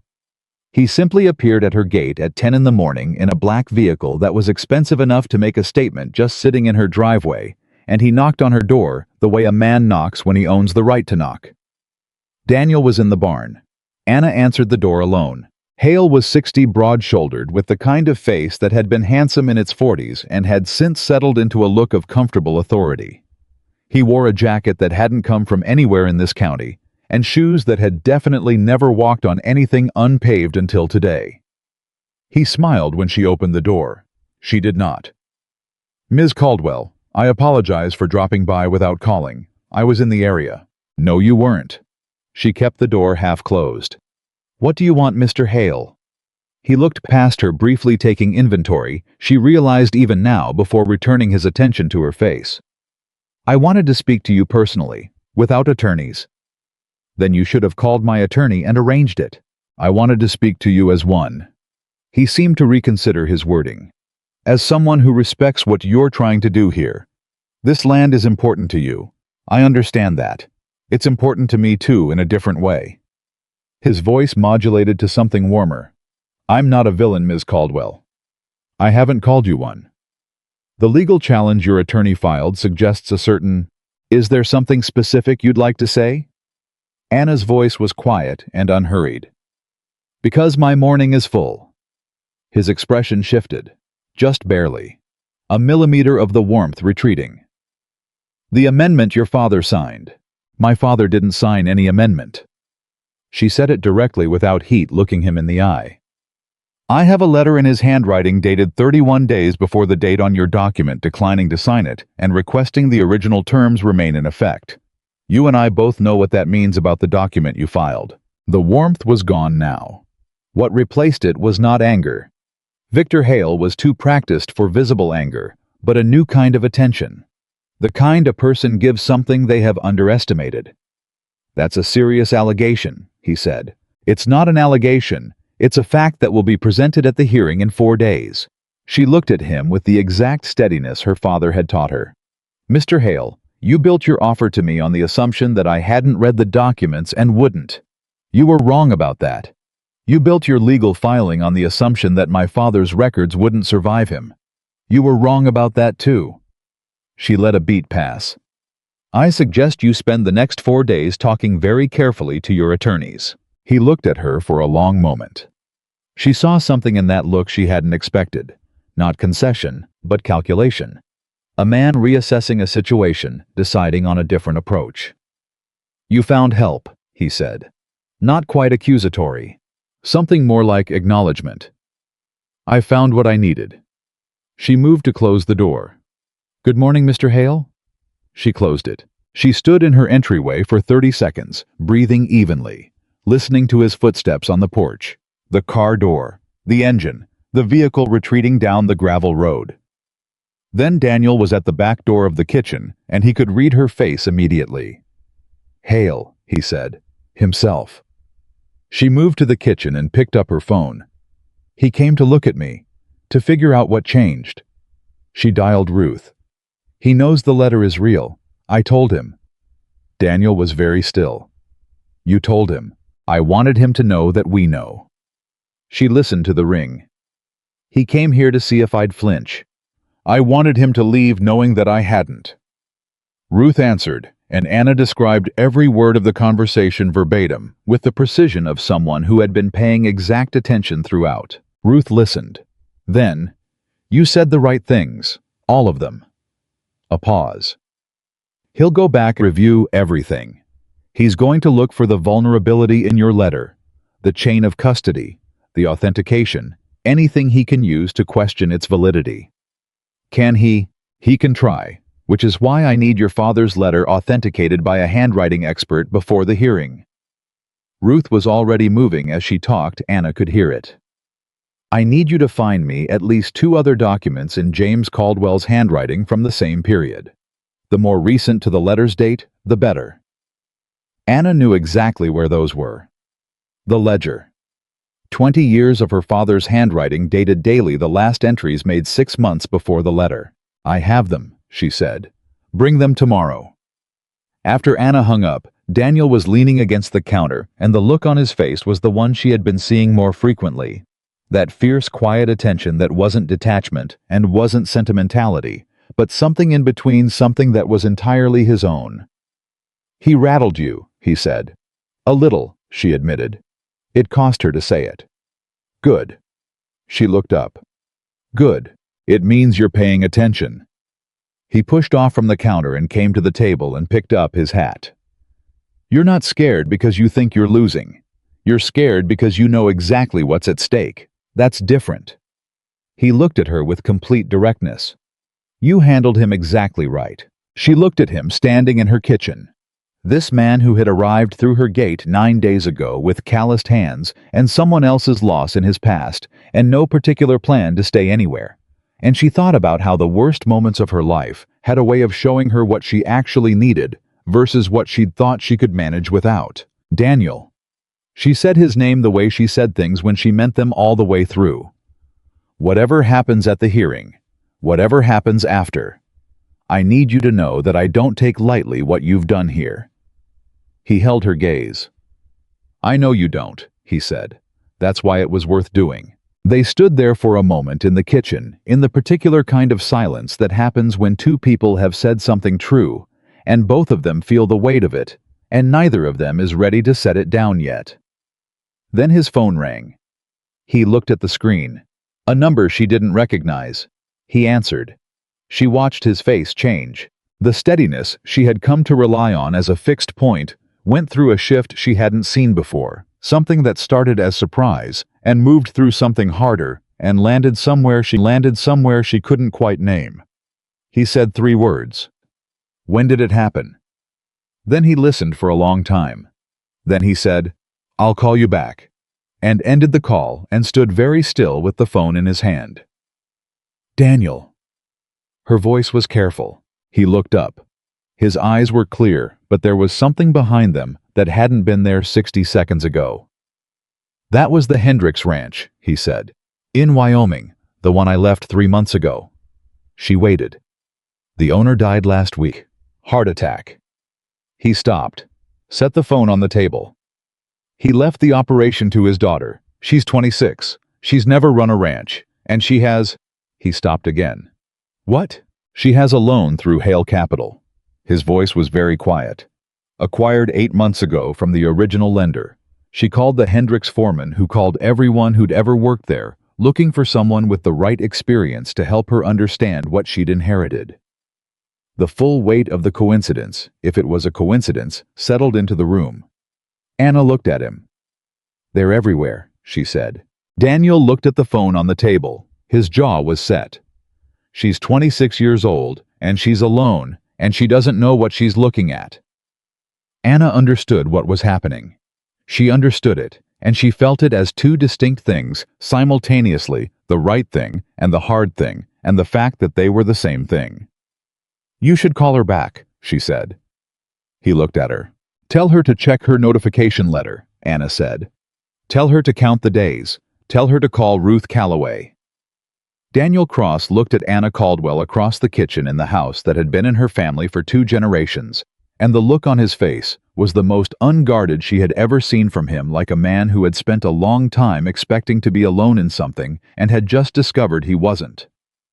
"What about the hearing?" he said. 4 days. "You'll be here for the hearing." She said it without question. "But call her now, today." She looked at him steadily. "You know what it's like to be on the other side of this with nobody who knows what to look for." He picked up his phone. He dialed. And Anna Caldwell went to find her father's ledger, 20 years of careful handwriting, the daily record of a man who had always known that the most important things were worth documenting, worth preserving in ink on paper, where they could survive him, where they could speak on his behalf when he no longer could. She lifted the ledger from the shelf in the office. It was heavier than she remembered. She carried it to this kitchen table and set it down and opened it to the last pages, the final months of her father's entries, the handwriting as precise and unhurried as it had always been, and she sat with it for a moment before she went to make copies for Ruth. She could hear Daniel's voice from the other room, low and patient, explaining to a 26-year-old woman in Wyoming what to look for in her paperwork, what questions to ask, what to count. She heard him say, "You're not alone in this." And she pressed her hand flat against her father's ledger and held that sentence in her chest, like something she was learning the shape of for the first time.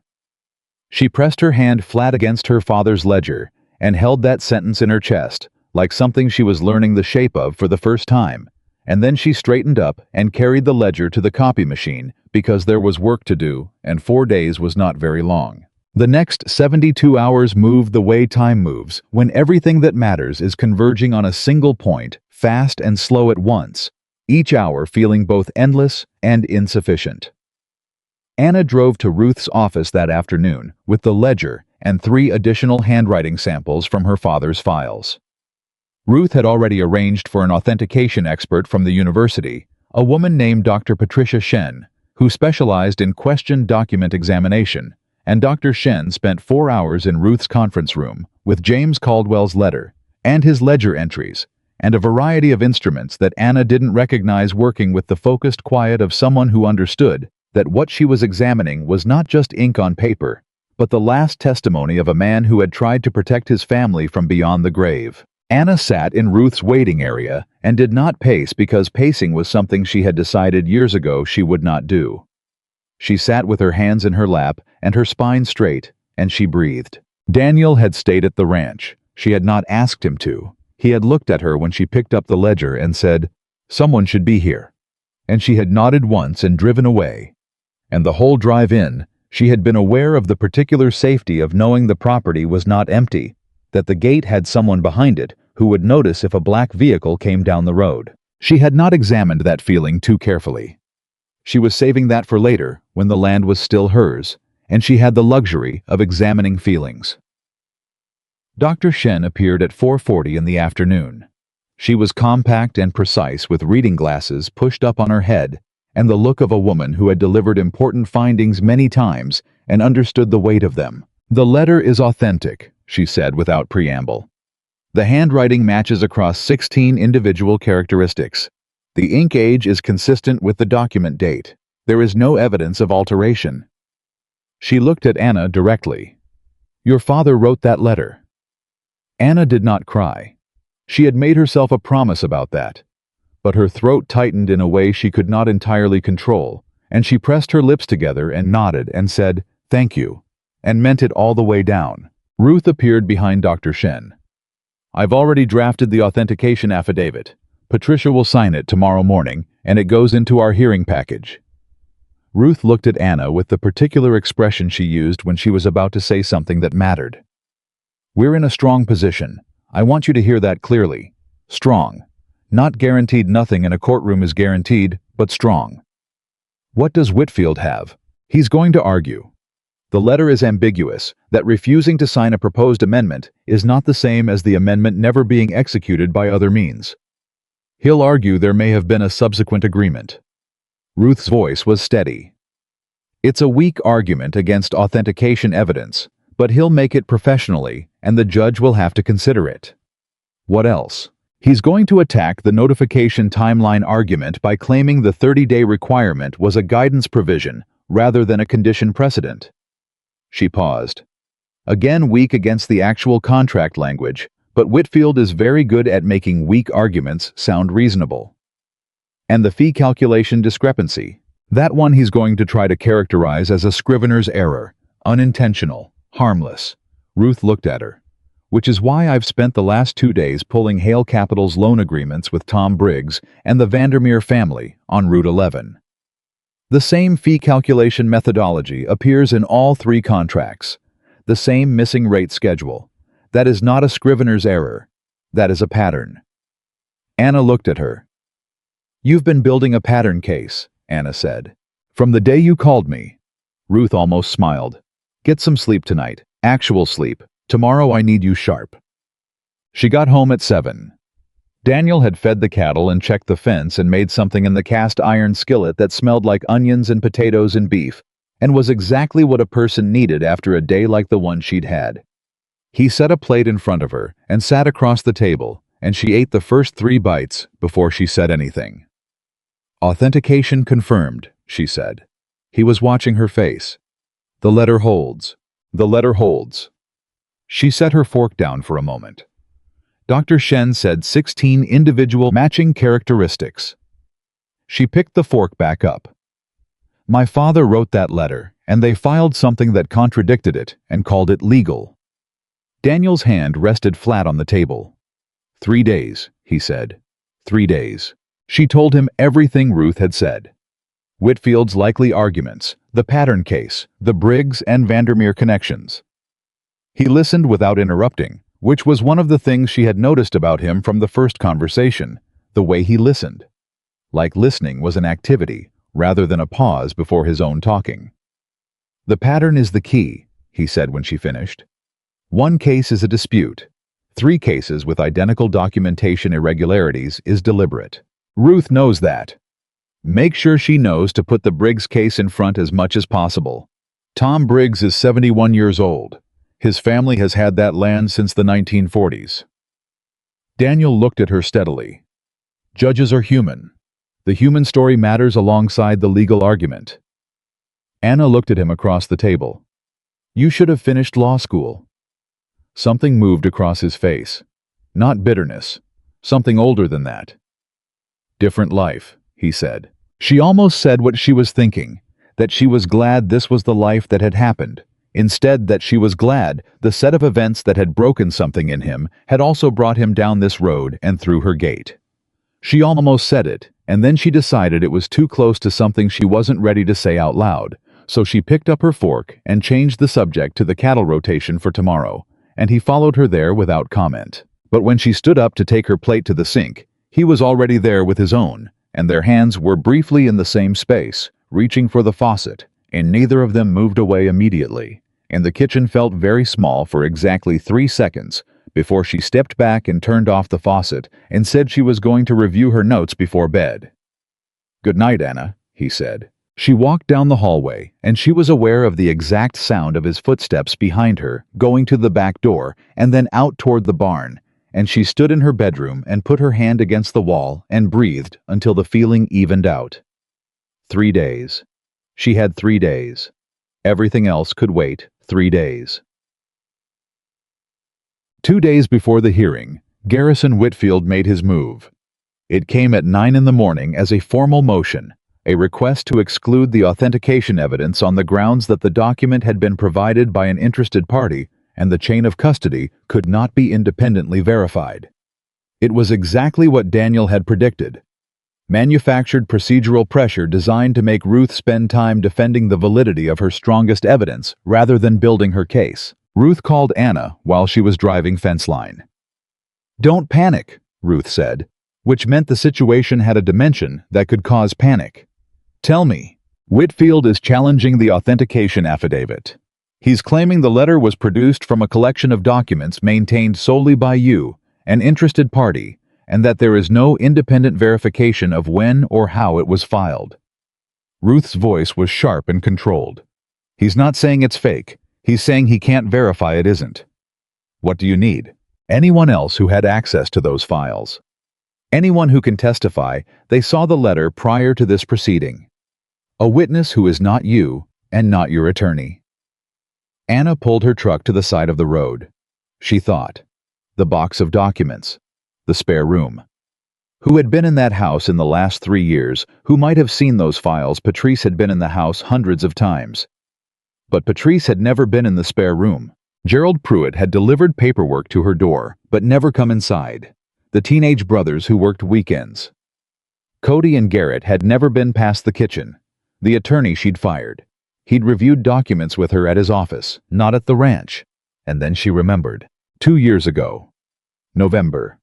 Her furnace had broken, and she'd called the repairman, Roy Decker, who'd worked his way through the house checking all the vents, including the one in the spare room floor, and she'd been reorganizing the file box at the time, and they'd talked about her father, because Roy had known him from the feed store, and Roy had. She was almost certain Roy had asked what she was doing with all the papers, and she'd said she was trying to organize the loan documents, and Roy had looked into the box and said something about how James always kept good records. Roy Decker. She called him from the side of the road. Roy answered on the second ring. How his 63 had fixed her furnace and her water heater and her ancient electrical panel, and 3 things she couldn't remember, and he had known her father for 30 years. She explained what she needed. Roy was quiet for a moment. You need me to say I saw papers in that spare room, he said slowly. I need you to say whatever's true, she said carefully. If you remember seeing documents in that room 2 years ago, if you remember me telling you they were my father's loan files, I need you to tell that to my attorney. A pause. I do remember, Roy said. I remember because James had the neatest handwriting of any man I knew, and I saw it on that letter you were reading when I came through to check the vent. I remember thinking it was nice that you still had his letters. His voice was gruff and certain. You want me to talk to your lawyer? Please. I'll be at her office in an hour. Anna ended the call and sat on the side of the road with her hands on the wheel and felt something that was very close to the feeling she'd had when Ruth called about the injunction, the door staying open, the ground holding the thing that was supposed to be final, turning out not to be. She called Ruth immediately. Ruth listened to the Roy Decker information and then said crisply and with evident satisfaction, Have him here in an hour. I'll have an affidavit ready. Then Ruth said, Whitfield underestimated your community. Anna looked out across the land on both sides of the road. The familiar hills. The fence lines she'd driven past her whole life. Everybody does, she said. Roy Decker's affidavit was filed by 2 in the afternoon. Whitfield's exclusion motion was denied by Judge Adler at 4:45. Ruth called with the news, and her voice had dropped the careful control she usually maintained, and what was underneath it was clean and unambiguous. We go tomorrow, Ruth said. Full hearing, 8 a.m. I need you there at 7. I'll be there. Bring Daniel Cross. Anna paused. Why? Because he found the original filing discrepancy, and he has personal knowledge of Garrison Whitfield's firm's tactics from the Colorado case. He may be called as a witness. Ruth paused. And frankly, because I'd like someone at your side in that room who isn't being paid to be there. That evening, Anna told Daniel. He took it the way he took most information, quietly processing it, and then, what time do we leave? 6:15. It's 40 miles and Ruth wants us there early. He nodded.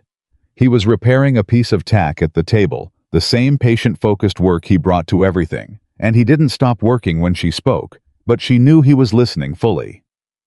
You might be called as a witness, she said. His hands paused briefly, then continued. About the Colorado case. About the filing discrepancy. What you found in the transfer agreement. She watched him. Are you comfortable with that?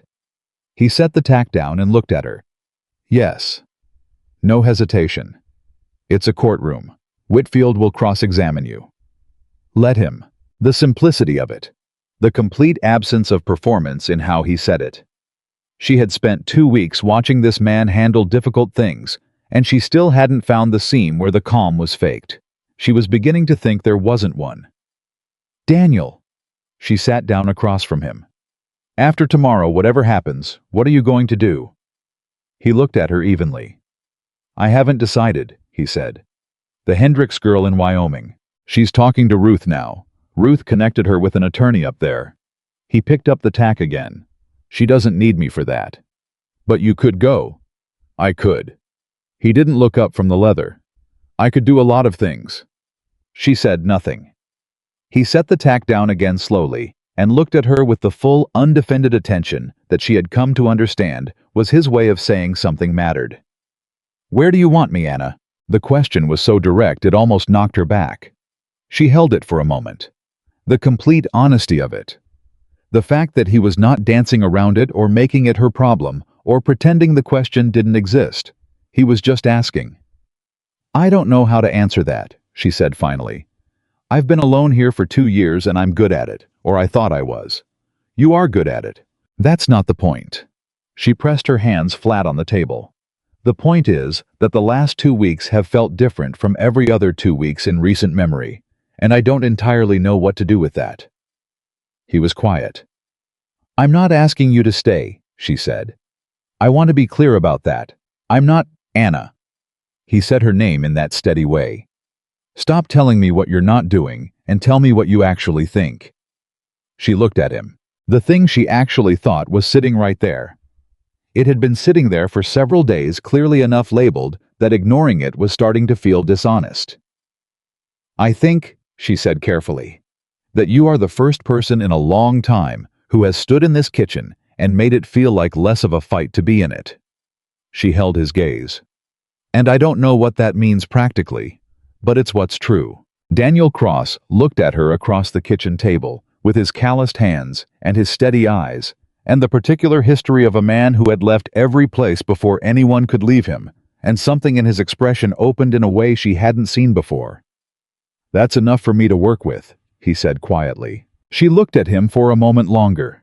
Then she stood up and said they both needed sleep because 6:15 came early, and tomorrow was the day everything either changed or didn't, and she went down the hall, and this time she did not stand with her hand against the wall. She got into bed and closed her eyes and slept for 6 straight hours, which was the most she'd slept in 3 weeks. The courthouse in the county seat was the kind of building that announced its own seriousness: old stone high ceilings, the smell of wood polish and institutional permanence that said decisions made here would hold.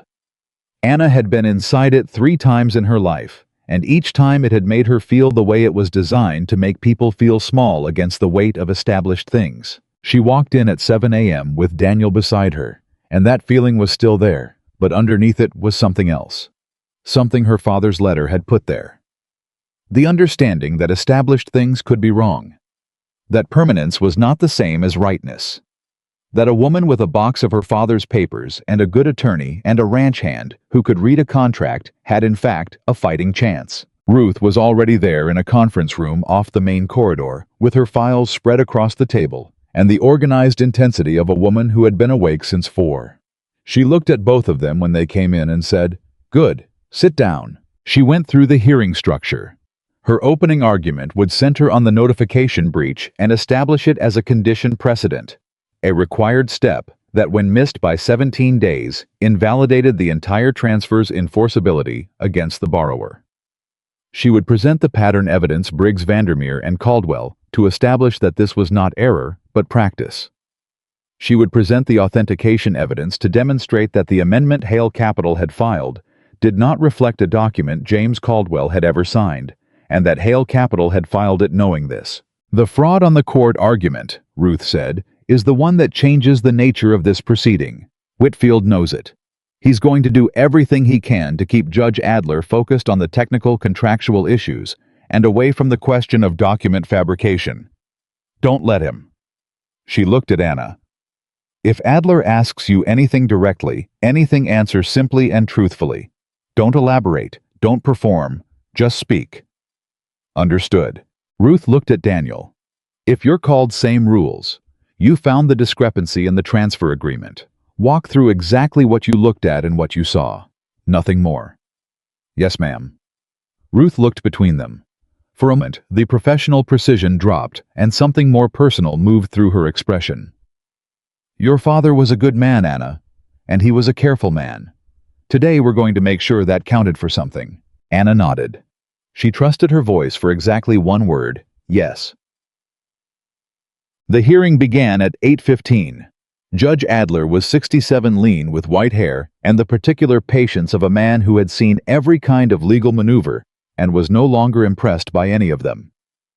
He ran his courtroom the way a rancher ran a tight operation, efficiently without waste, with very little tolerance for anything that didn't directly address the matter at hand. Garrison Whitfield was exactly what Daniel had described.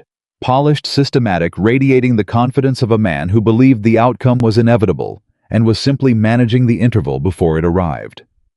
He was taller than Anna had imagined, with the kind of physical authority that courtrooms tend to reward, and he smiled at opposing counsel in a way that communicated professional respect and complete certainty simultaneously. Ruth Calloway looked at him the way she looked at everything, directly, without expression, already 3 steps ahead. The opening arguments were clean and sharp on both sides.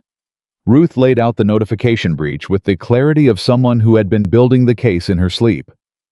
Whitfield countered that the breach, if it existed, was technical and harmless. The borrower had received notice, had engaged with counsel, and had been afforded all practical opportunity to respond. The timing of delivery was an administrative detail, not a condition precedent. Judge Adler listened to both and asked 3 questions of Whitfield that told Anna, watching carefully from the gallery with Daniel beside her, that the judge had read the contract language himself and was not satisfied with the harmless error framing. The pattern evidence came in without objection. Whitfield had apparently decided to concede the point on pattern rather than fight it and have it emphasized further. It was a strategic choice that told Anna he was saving his real fight for the amendment. She was right. When Ruth moved to present James Caldwell's letter and Dr. Shen's authentication affidavit, Whitfield rose with a motion to limit the evidence. I was smooth about it. He acknowledged the authentication finding, accepted its professional validity, and then pivoted to the argument. Ruth had anticipated the letter represented a refusal to sign a specific proposed amendment, but it did not preclude the possibility of a subsequent agreement reached through different means. He had prepared, he informed the court, a declaration from the former loan officer of the original lending institution, stating that additional negotiations had occurred after James Caldwell's letter. The room went very quiet. Ruth stood.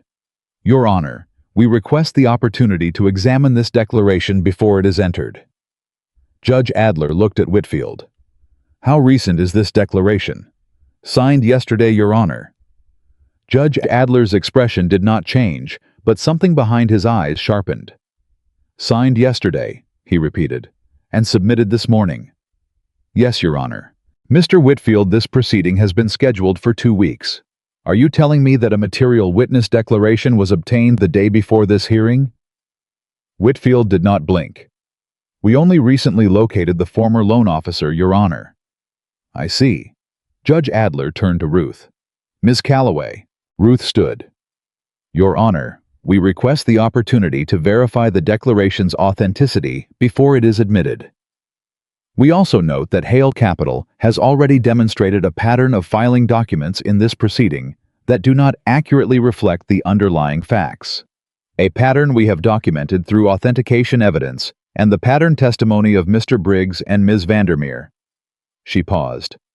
A last-minute declaration from a former employee who was presumably reachable for the past 2 weeks deserves careful scrutiny. Judge Adler looked at the declaration in Whitfield's hand. I'm going to take a 15-minute recess, he said. Ms. Calloway, you'll have the declaration during that time. Mr. Whitfield, I'd like to see the documentation supporting how and when this witness was located. He stood. The courtroom stood with him. Anna looked at Daniel. His jaw was set. His hands were still. He looked back at her and said very quietly, Ruth has it. You don't know that. No, he agreed. But she does. Chaw. During the recess. Ruth took the declaration into the conference room and read it in 4 minutes with Anna and Daniel standing on either side of her. She went through it once quickly, and then a second time more slowly, and then she set it down and looked at Anna. "The former loan officer's name is Mitchell Graves," she said. "He claims he was present at a meeting in October of that year in which James Caldwell verbally agreed to waive the notification requirement and that a written amendment followed." Her voice was precise and measured. "He claims this meeting took place at the Caldwell Ranch." Anna felt the cold of it move through her. "My father would never—" "I know." Ruth was already writing. "But I need you to think. October of that year. Was anything happening at the ranch that month? Any visitors? Any meetings? Anything at all that you can verify or that can be verified?" Anna thought. October 3 years ago. She had been there. She had been living at the ranch full-time by then, running it alongside her father, who had already been in declining health. "My father did not have meetings with anyone from the bank at the ranch," she said. "I would have known. I was there." Ruth looked at her. "You were present in October of that year. Every day. Can you state that no such meeting occurred?" "I can state it absolutely." Ruth looked at Daniel. "You were not there at that time." "No," he said. "But—" He stopped. Both women looked at him. His expression had shifted into the particular focus she recognized from the afternoon in the spare room, when he'd gone still with the transfer agreement in his hands. "Mitchell Graves," he said. "Was he the loan officer when the note was originally written?" Ruth checked her files. "He was the secondary officer. The primary was a man named Philip Horan." "Is Horan still with the original institution?" Ruth looked up. "He retired 2 years ago." "Where?" "I don't—" Ruth stopped.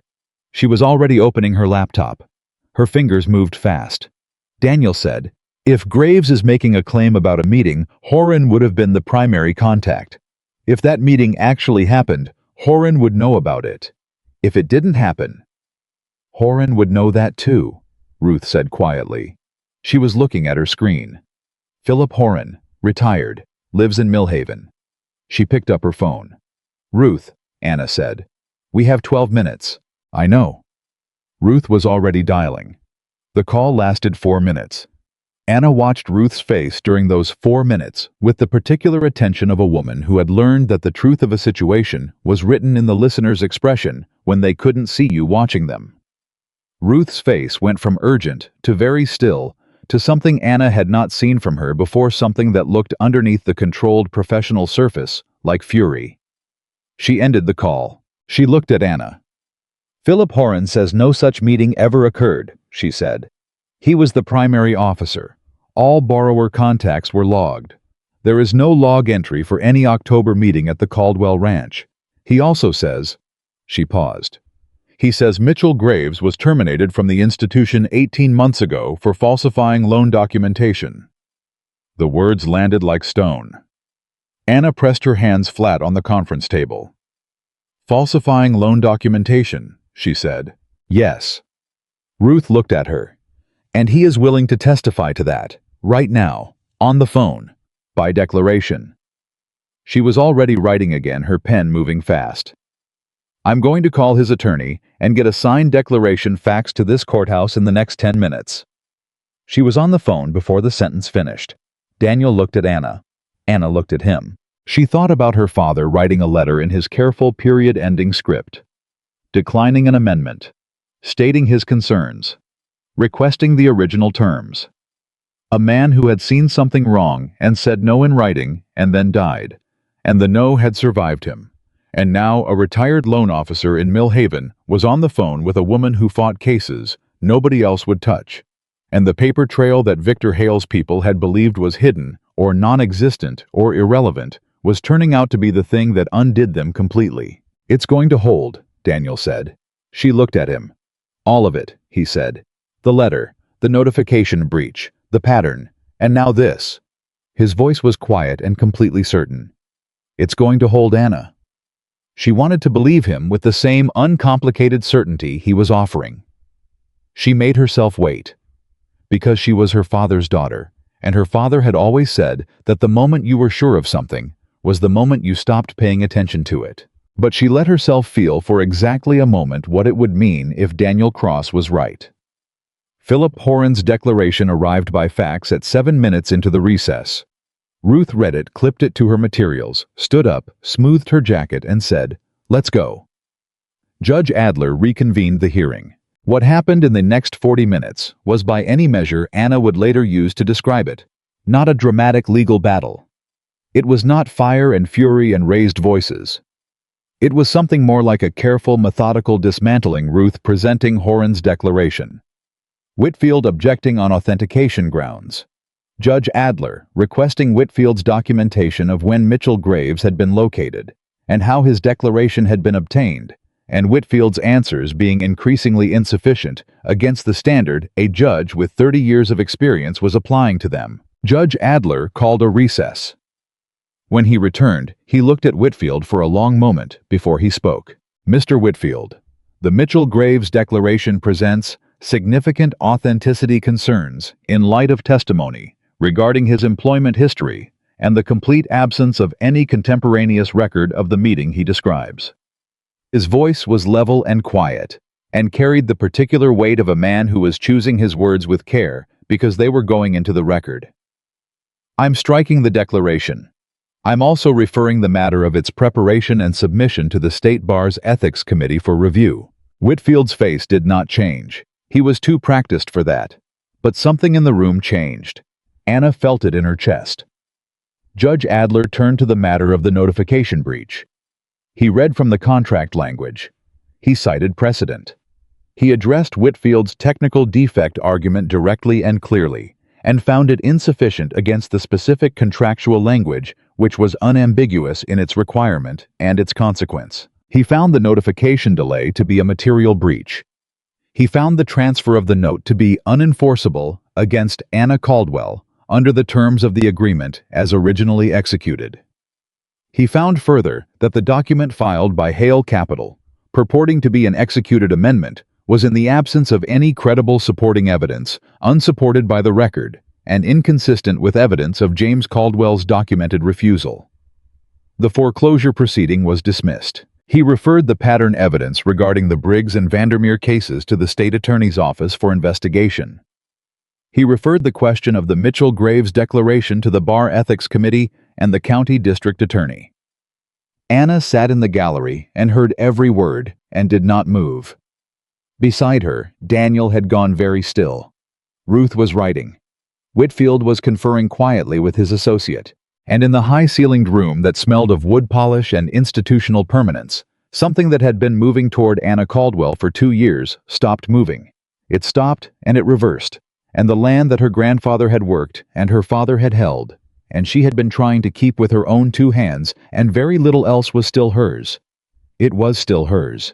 She became aware of Daniel's hand beside hers on the bench, not covering it, just present, just close enough that she could feel the warmth of it. She turned her hand over. He took it. They sat like that for the 30 seconds it took for the judge to leave the courtroom and for the room to break into motion around them. And in those 30 seconds, Anna Caldwell did not think about what came next, or what it meant, or how to be practical about any of it. She just held on to something solid and breathed. Part 5. The Cowboy Who Found a Home. She just held on to something solid and breathed.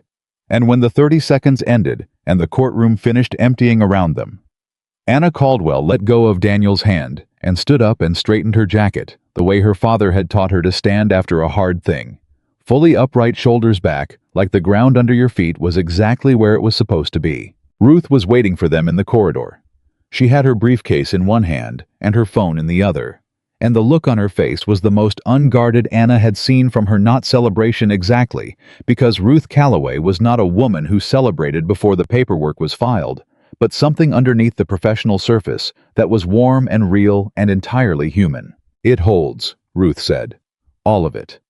I'll have the formal dismissal order in my hands by end of day, and a certified copy filed against the property record by tomorrow morning." She looked at Anna steadily. "The Caldwell Ranch is clear." Anna heard the words. She had been waiting to hear them for 3 weeks, had run toward them, and fought for them, and driven 40 miles back and forth more times than she could count. And now that they were in the air in front of her, she felt something she hadn't expected.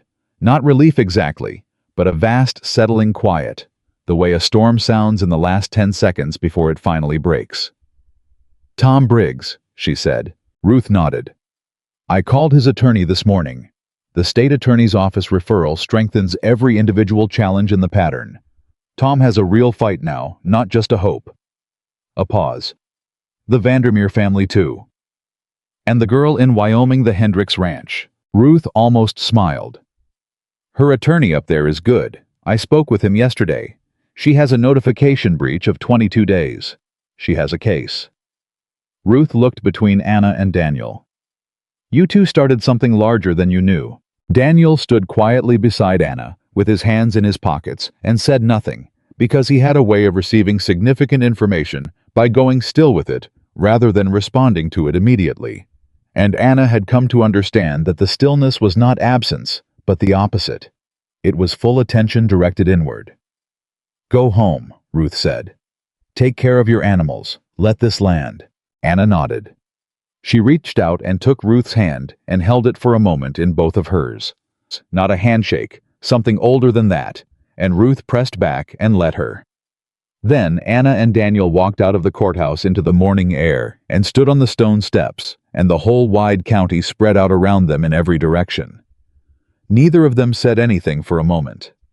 Then Daniel said, "Banner's probably wondering where we are." Anna laughed. It came out of her before she could manage it.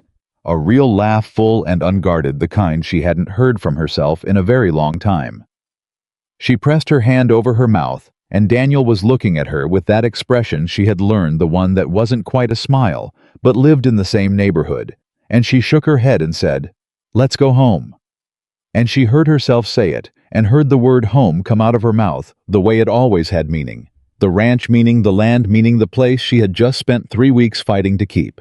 Except this time, there was a passenger in the truck beside her when she said it, and that felt different, and she was no longer trying very hard to pretend it didn't. They drove the 40 miles back with the windows down and the radio on low, a country station that played old songs, the kind that had been old when her parents were young, and Anna rested her elbow on the door and watched the familiar landscape pass and felt the accumulated weight of 3 weeks beginning very slowly to lift. Halfway home, Daniel turned the radio down slightly. "What are you going to do first?" he asked. She had been thinking about that. "Call Patrice, before she hears it from someone else and arrives at my gate with 3 covered dishes and an emotional support casserole." He almost smiled. "After that?" "Check the south fence. I've been neglecting it." She looked out the window.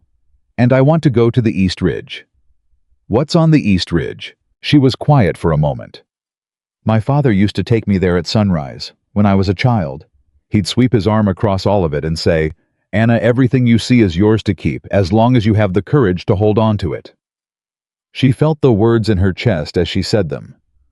"I want to go up there and look at it. Just look at it. Mine."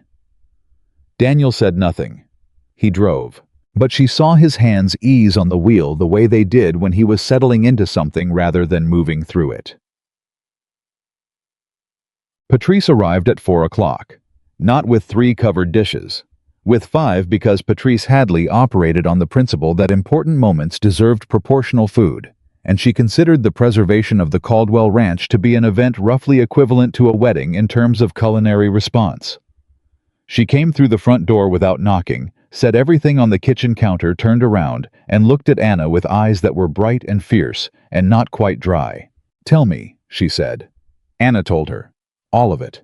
The hearing, Whitfield, the Mitchell Graves declaration, Philip Horan on the phone with 6 minutes to spare, Judge Adler's ruling, the referral to the state attorney's office. She told it plainly and in order, and by the time she finished, Patrice was sitting at the kitchen table, with her hands wrapped around a coffee cup, and the expression of a woman who was running several different emotions simultaneously, and not bothering to sort them. "Your daddy," Patrice said finally. "That letter." "He knew," Anna said. "He saw it coming, and he said no in writing, and he kept the copy." Patrice shook her head slowly. "James Caldwell." She said his name the way people say the names of people they miss. He was the most careful man I ever knew. She looked up at Anna. And you are exactly his daughter. Anna sat with that. She realized the thing she had wanted to hear more than almost anything else. Not that she had won, not that the ranch was safe, but that she was her father's daughter, that the thing she had done in these 3 weeks was recognizable as the thing he would have done, that the blood and the character and the stubbornness and the careful attention to the paperwork were inheritance, were continuity, were him still present in the way people stay present when they leave something of themselves in the people they loved. She pressed her lips together and nodded. Daniel came in from outside where he'd been checking the cattle, and he came through the kitchen door and saw Patrice and the spread of food on the counter and said with genuine appreciation, "Mrs. Hadley." "Sit down and eat something," Patrice said. "Both of you. You look like people who have been surviving on a crisis." "We have," Daniel said. "Well, the crisis is over." Patrice stood and began uncovering dishes with the authority of a woman in her own kitchen. "So eat." They ate. All 3 of them at the kitchen table that Anna's mother had bought at an estate sale 30 years ago, and her father had carried in on his shoulder and refinished twice, and the food was the kind that Patrice made when she meant it from scratch seasoned, right, the kind that tasted like someone had been thinking about you while they cooked it. Halfway through the meal, Patrice looked at Daniel with the assessing directness she applied to everything she considered important. "What are your plans?" she asked him. Anna set down her fork. Daniel looked at Patrice without evasion. "I haven't fully decided." Patrice picked up her fork. "This ranch needs a full-time hand. Good one. Not those boys on weekends." She did not look at Anna when she said it. She was looking at her food with the elaborate casual attention of a woman who was absolutely not engineering something. "Patrice," Anna said, "I'm just making an observation." Patrice took a bite. "The fence on the north line needs regular attention. The cattle count is getting to the point where one person can't manage rotation and maintenance simultaneously. These are facts." She shrugged. "I'm a factual person." A beat of silence. Then Daniel said carefully, "Those are accurate observations." Anna looked at him. He looked back at her with an expression that was so deliberately neutral that the deliberateness itself communicated something. "We can discuss it," Anna said. She said it to the table in general, and to no one in particular, and Patrice made a sound that was not quite a word, but communicated complete satisfaction. And Daniel went back to his food, and Anna picked up her fork, and thought that she was going to have a very specific conversation with Patrice Hadley at the earliest possible opportunity about the definition of subtle. Patrice left at 7, taking her dishes and leaving the food, and pressing Anna's face between both her hands at the door, the way she had done since Anna was 12 years old. "Your mama would be proud," she said. "Your daddy too." Anna held together. Barely. After Patrice drove away, the ranch went quiet the way it did in the evenings, the particular quiet of animals settled and work done, and the day releasing its hold on things. Anna stood on the porch for a few minutes and then went inside and found Daniel at the kitchen table with a piece of paper and a pencil, working through something she could see was a fence rotation diagram for the north pasture. He did not look up immediately. He was finishing a calculation. She sat down across from him and watched him work and thought about how strange and specific it was to sit in the kitchen. Her parents had built their life around and watch a man she had known for less than 3 weeks do math about her fence line with the focus and care of someone who had already decided this was worth doing carefully. He finished, looked up. "North fence," he said. "If we rotate the herd on a 3-week cycle instead of 4, we can reduce the pressure on the east section and give the ground time to recover. It'll also make the maintenance schedule more predictable." He turned the paper to face her. She looked at it. It was precise and well considered, and it would work. "You planned this while Patrice was talking," she said. "I was listening and planning." "That's a skill. Ranch work requires it." He leaned back. "You don't have to decide tonight, any of it." She looked at him. "Daniel." She put her hands on the table. "I need to ask you something directly." "All right. If you stay here not temporarily, not for a defined period, what does that look like for you? What do you actually want from it? She held his gaze. Not what you're willing to settle for. What you want. Howe was quiet for a long moment. The kind of quiet she had learned to wait out, because what came after it was always the true thing. I want to work land that I have a stake in, he said. Not ownership necessarily, not right away, not without earning it. But work that means something. Work where the outcome matters to me personally. His eyes were steady on hers. I want to be somewhere that I'd regret leaving. And is this that place? He looked at her without breaking eye contact. Yes, he said. You know it is. She did know it. She had known it for several days, which was the uncomfortable thing about self-honesty. It told you things before you were ready to do anything about them. I can't pay you what a hand of your experience is worth, she said. Not right now. Clara Whitmore's payment covers this month and next, and the legal costs are significant, even with Ruth's rates. I'm not asking to be paid what I'm worth, he said. I'm asking to be here. That's a problem, she said. Because I don't want you here as charity. I don't want you staying because you feel obligated, or because you got caught up in the fight and now feel responsible for the outcome. That's not why I want to stay. Then why? He looked at her for a moment, and then he did something she hadn't seen him do before he smiled. Not the almost smile she'd been cataloging for 2 weeks. A real one, full and unhurried, and it changed his face entirely, made him look younger and less guarded, and like the man he might have been if Eastern Colorado had gone differently. Because the coffee is good, he said, and Banner has finally stopped giving me a look every time I come into the barn. He paused.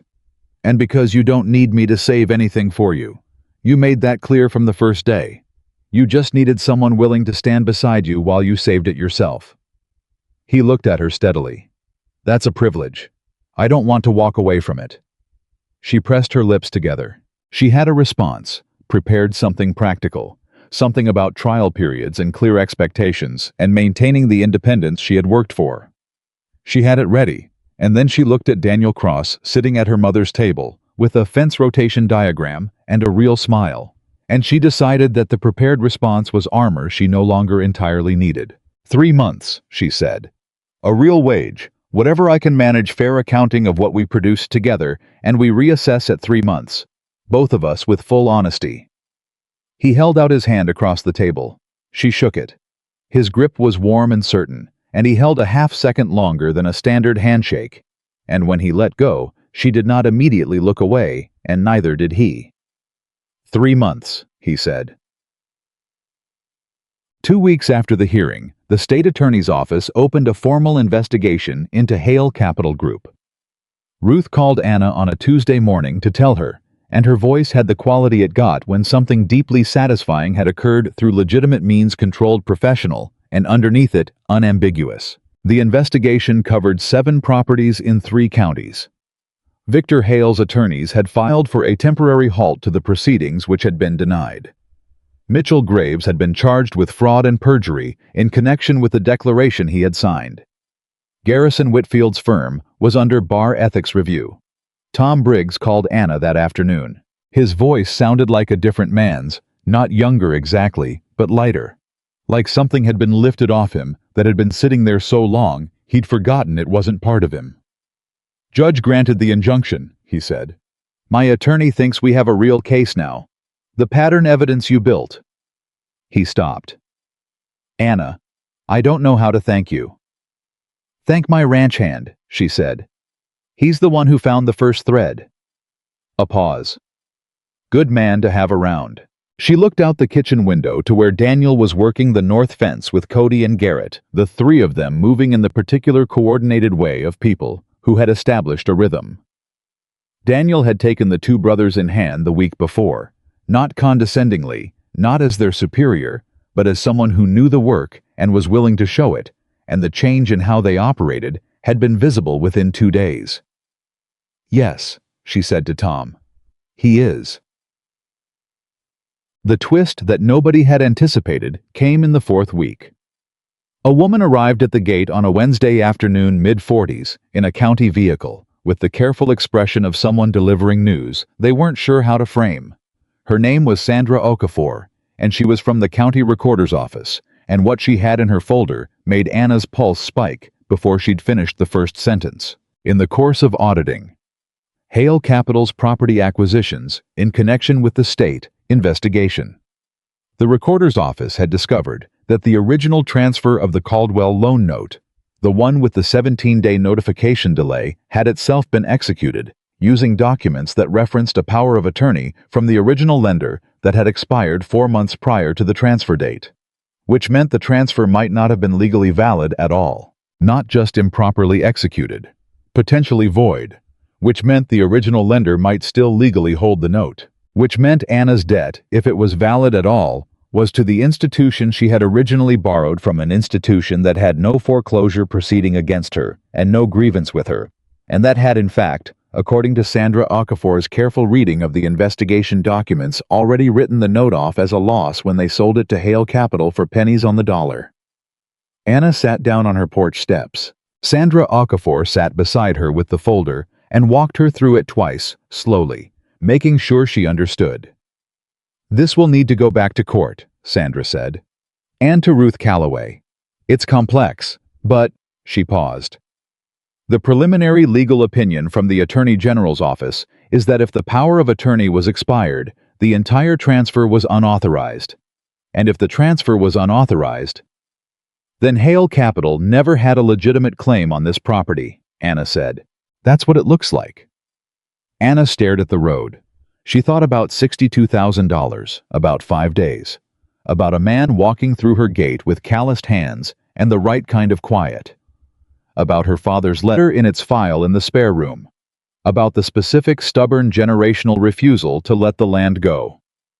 "I need to call Ruth," she said. Sandra nodded. "She's already been notified. She's expecting your call." After Sandra drove away, Daniel came down from the north fence. He'd seen the county vehicle and come to find her, the way he had a way of appearing when something significant was happening without being told, and she handed him the folder without a word. He read it. She watched his face. He read it a second time. Then he looked up, and the expression on his face was the one she had seen in the spare room 3 weeks ago when he'd found her father's letter of refusal, that controlled, fierce, quiet thing that was too certain to be hope and too honest to be disbelief. "The debt might not be valid at all," he said. "That's what it looks like." He handed the folder back.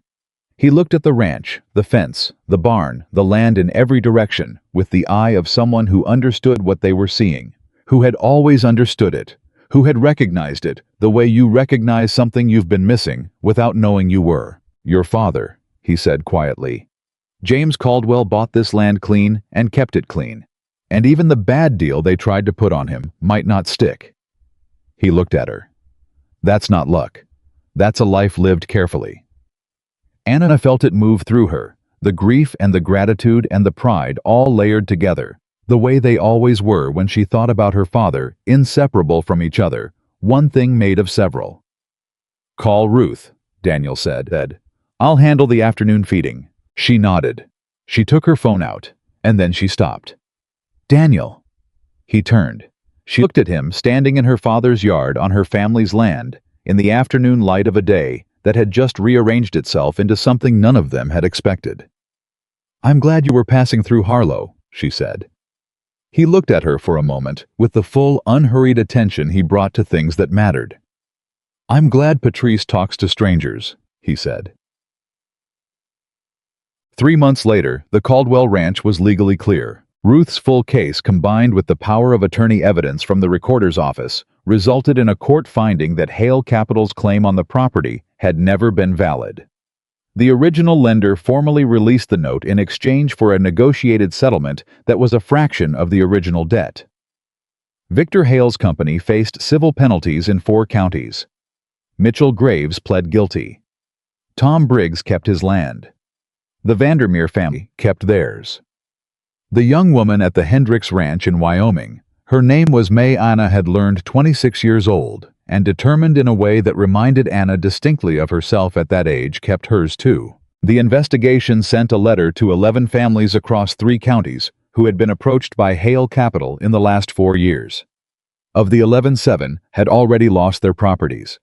The remaining 4 were fighting, and Ruth Calloway and 2 other attorneys she had brought into the pattern case were fighting with them. Anna read the letter 3 times, and then put it in the file with her father's letter, and Dr. Shen's authentication affidavit, and Ruth's dismissal order, and the fence rotation diagram Daniel had drawn on a piece of notebook paper the night after the hearing, which she had not thrown away.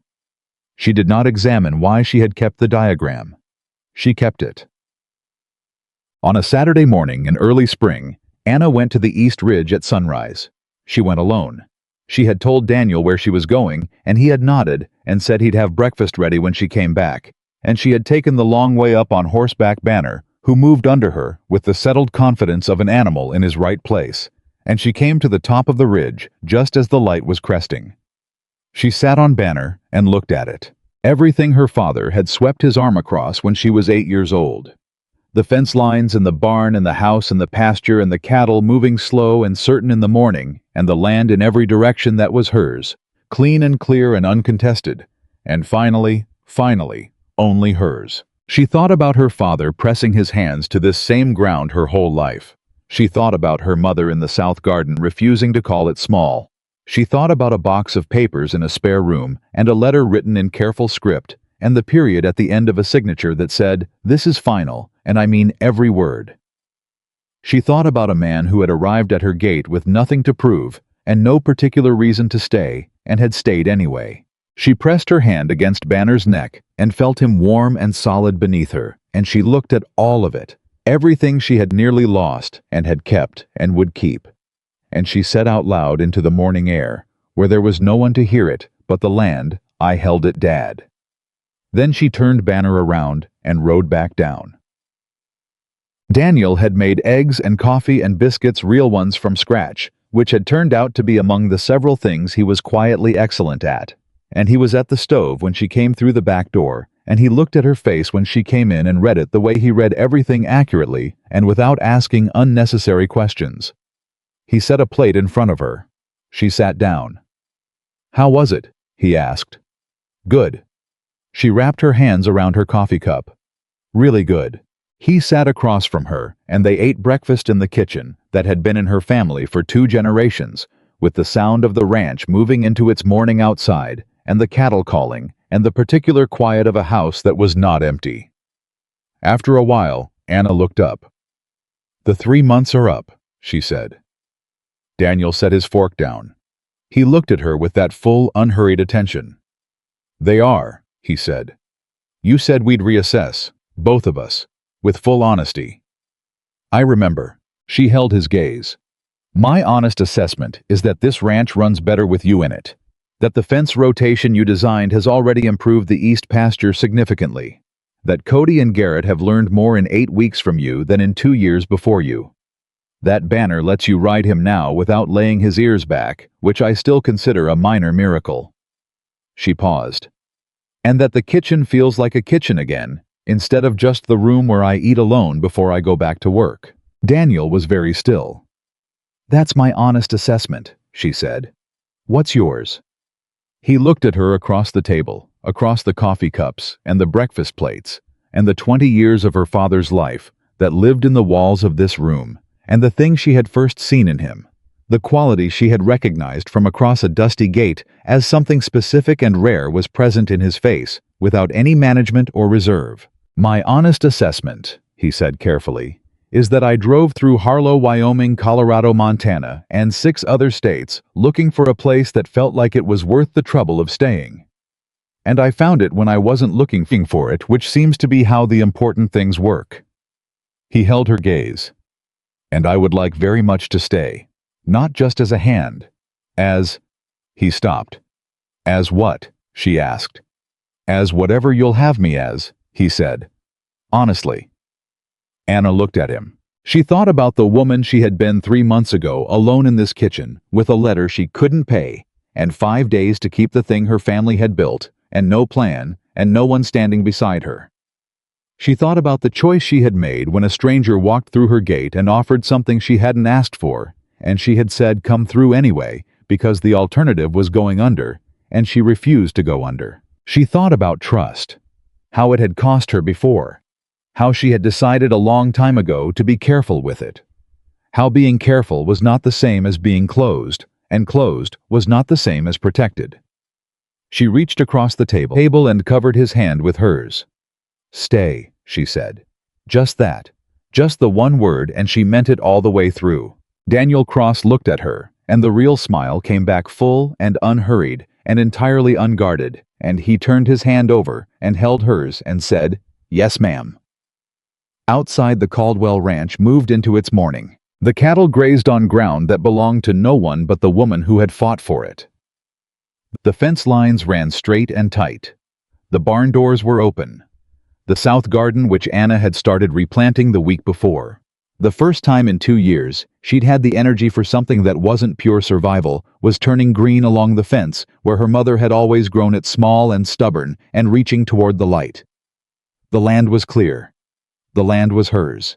And Anna Caldwell, who had spent 3 weeks holding on to everything she had left, found that when she finally stopped holding on quite so tightly, there was room in her hands for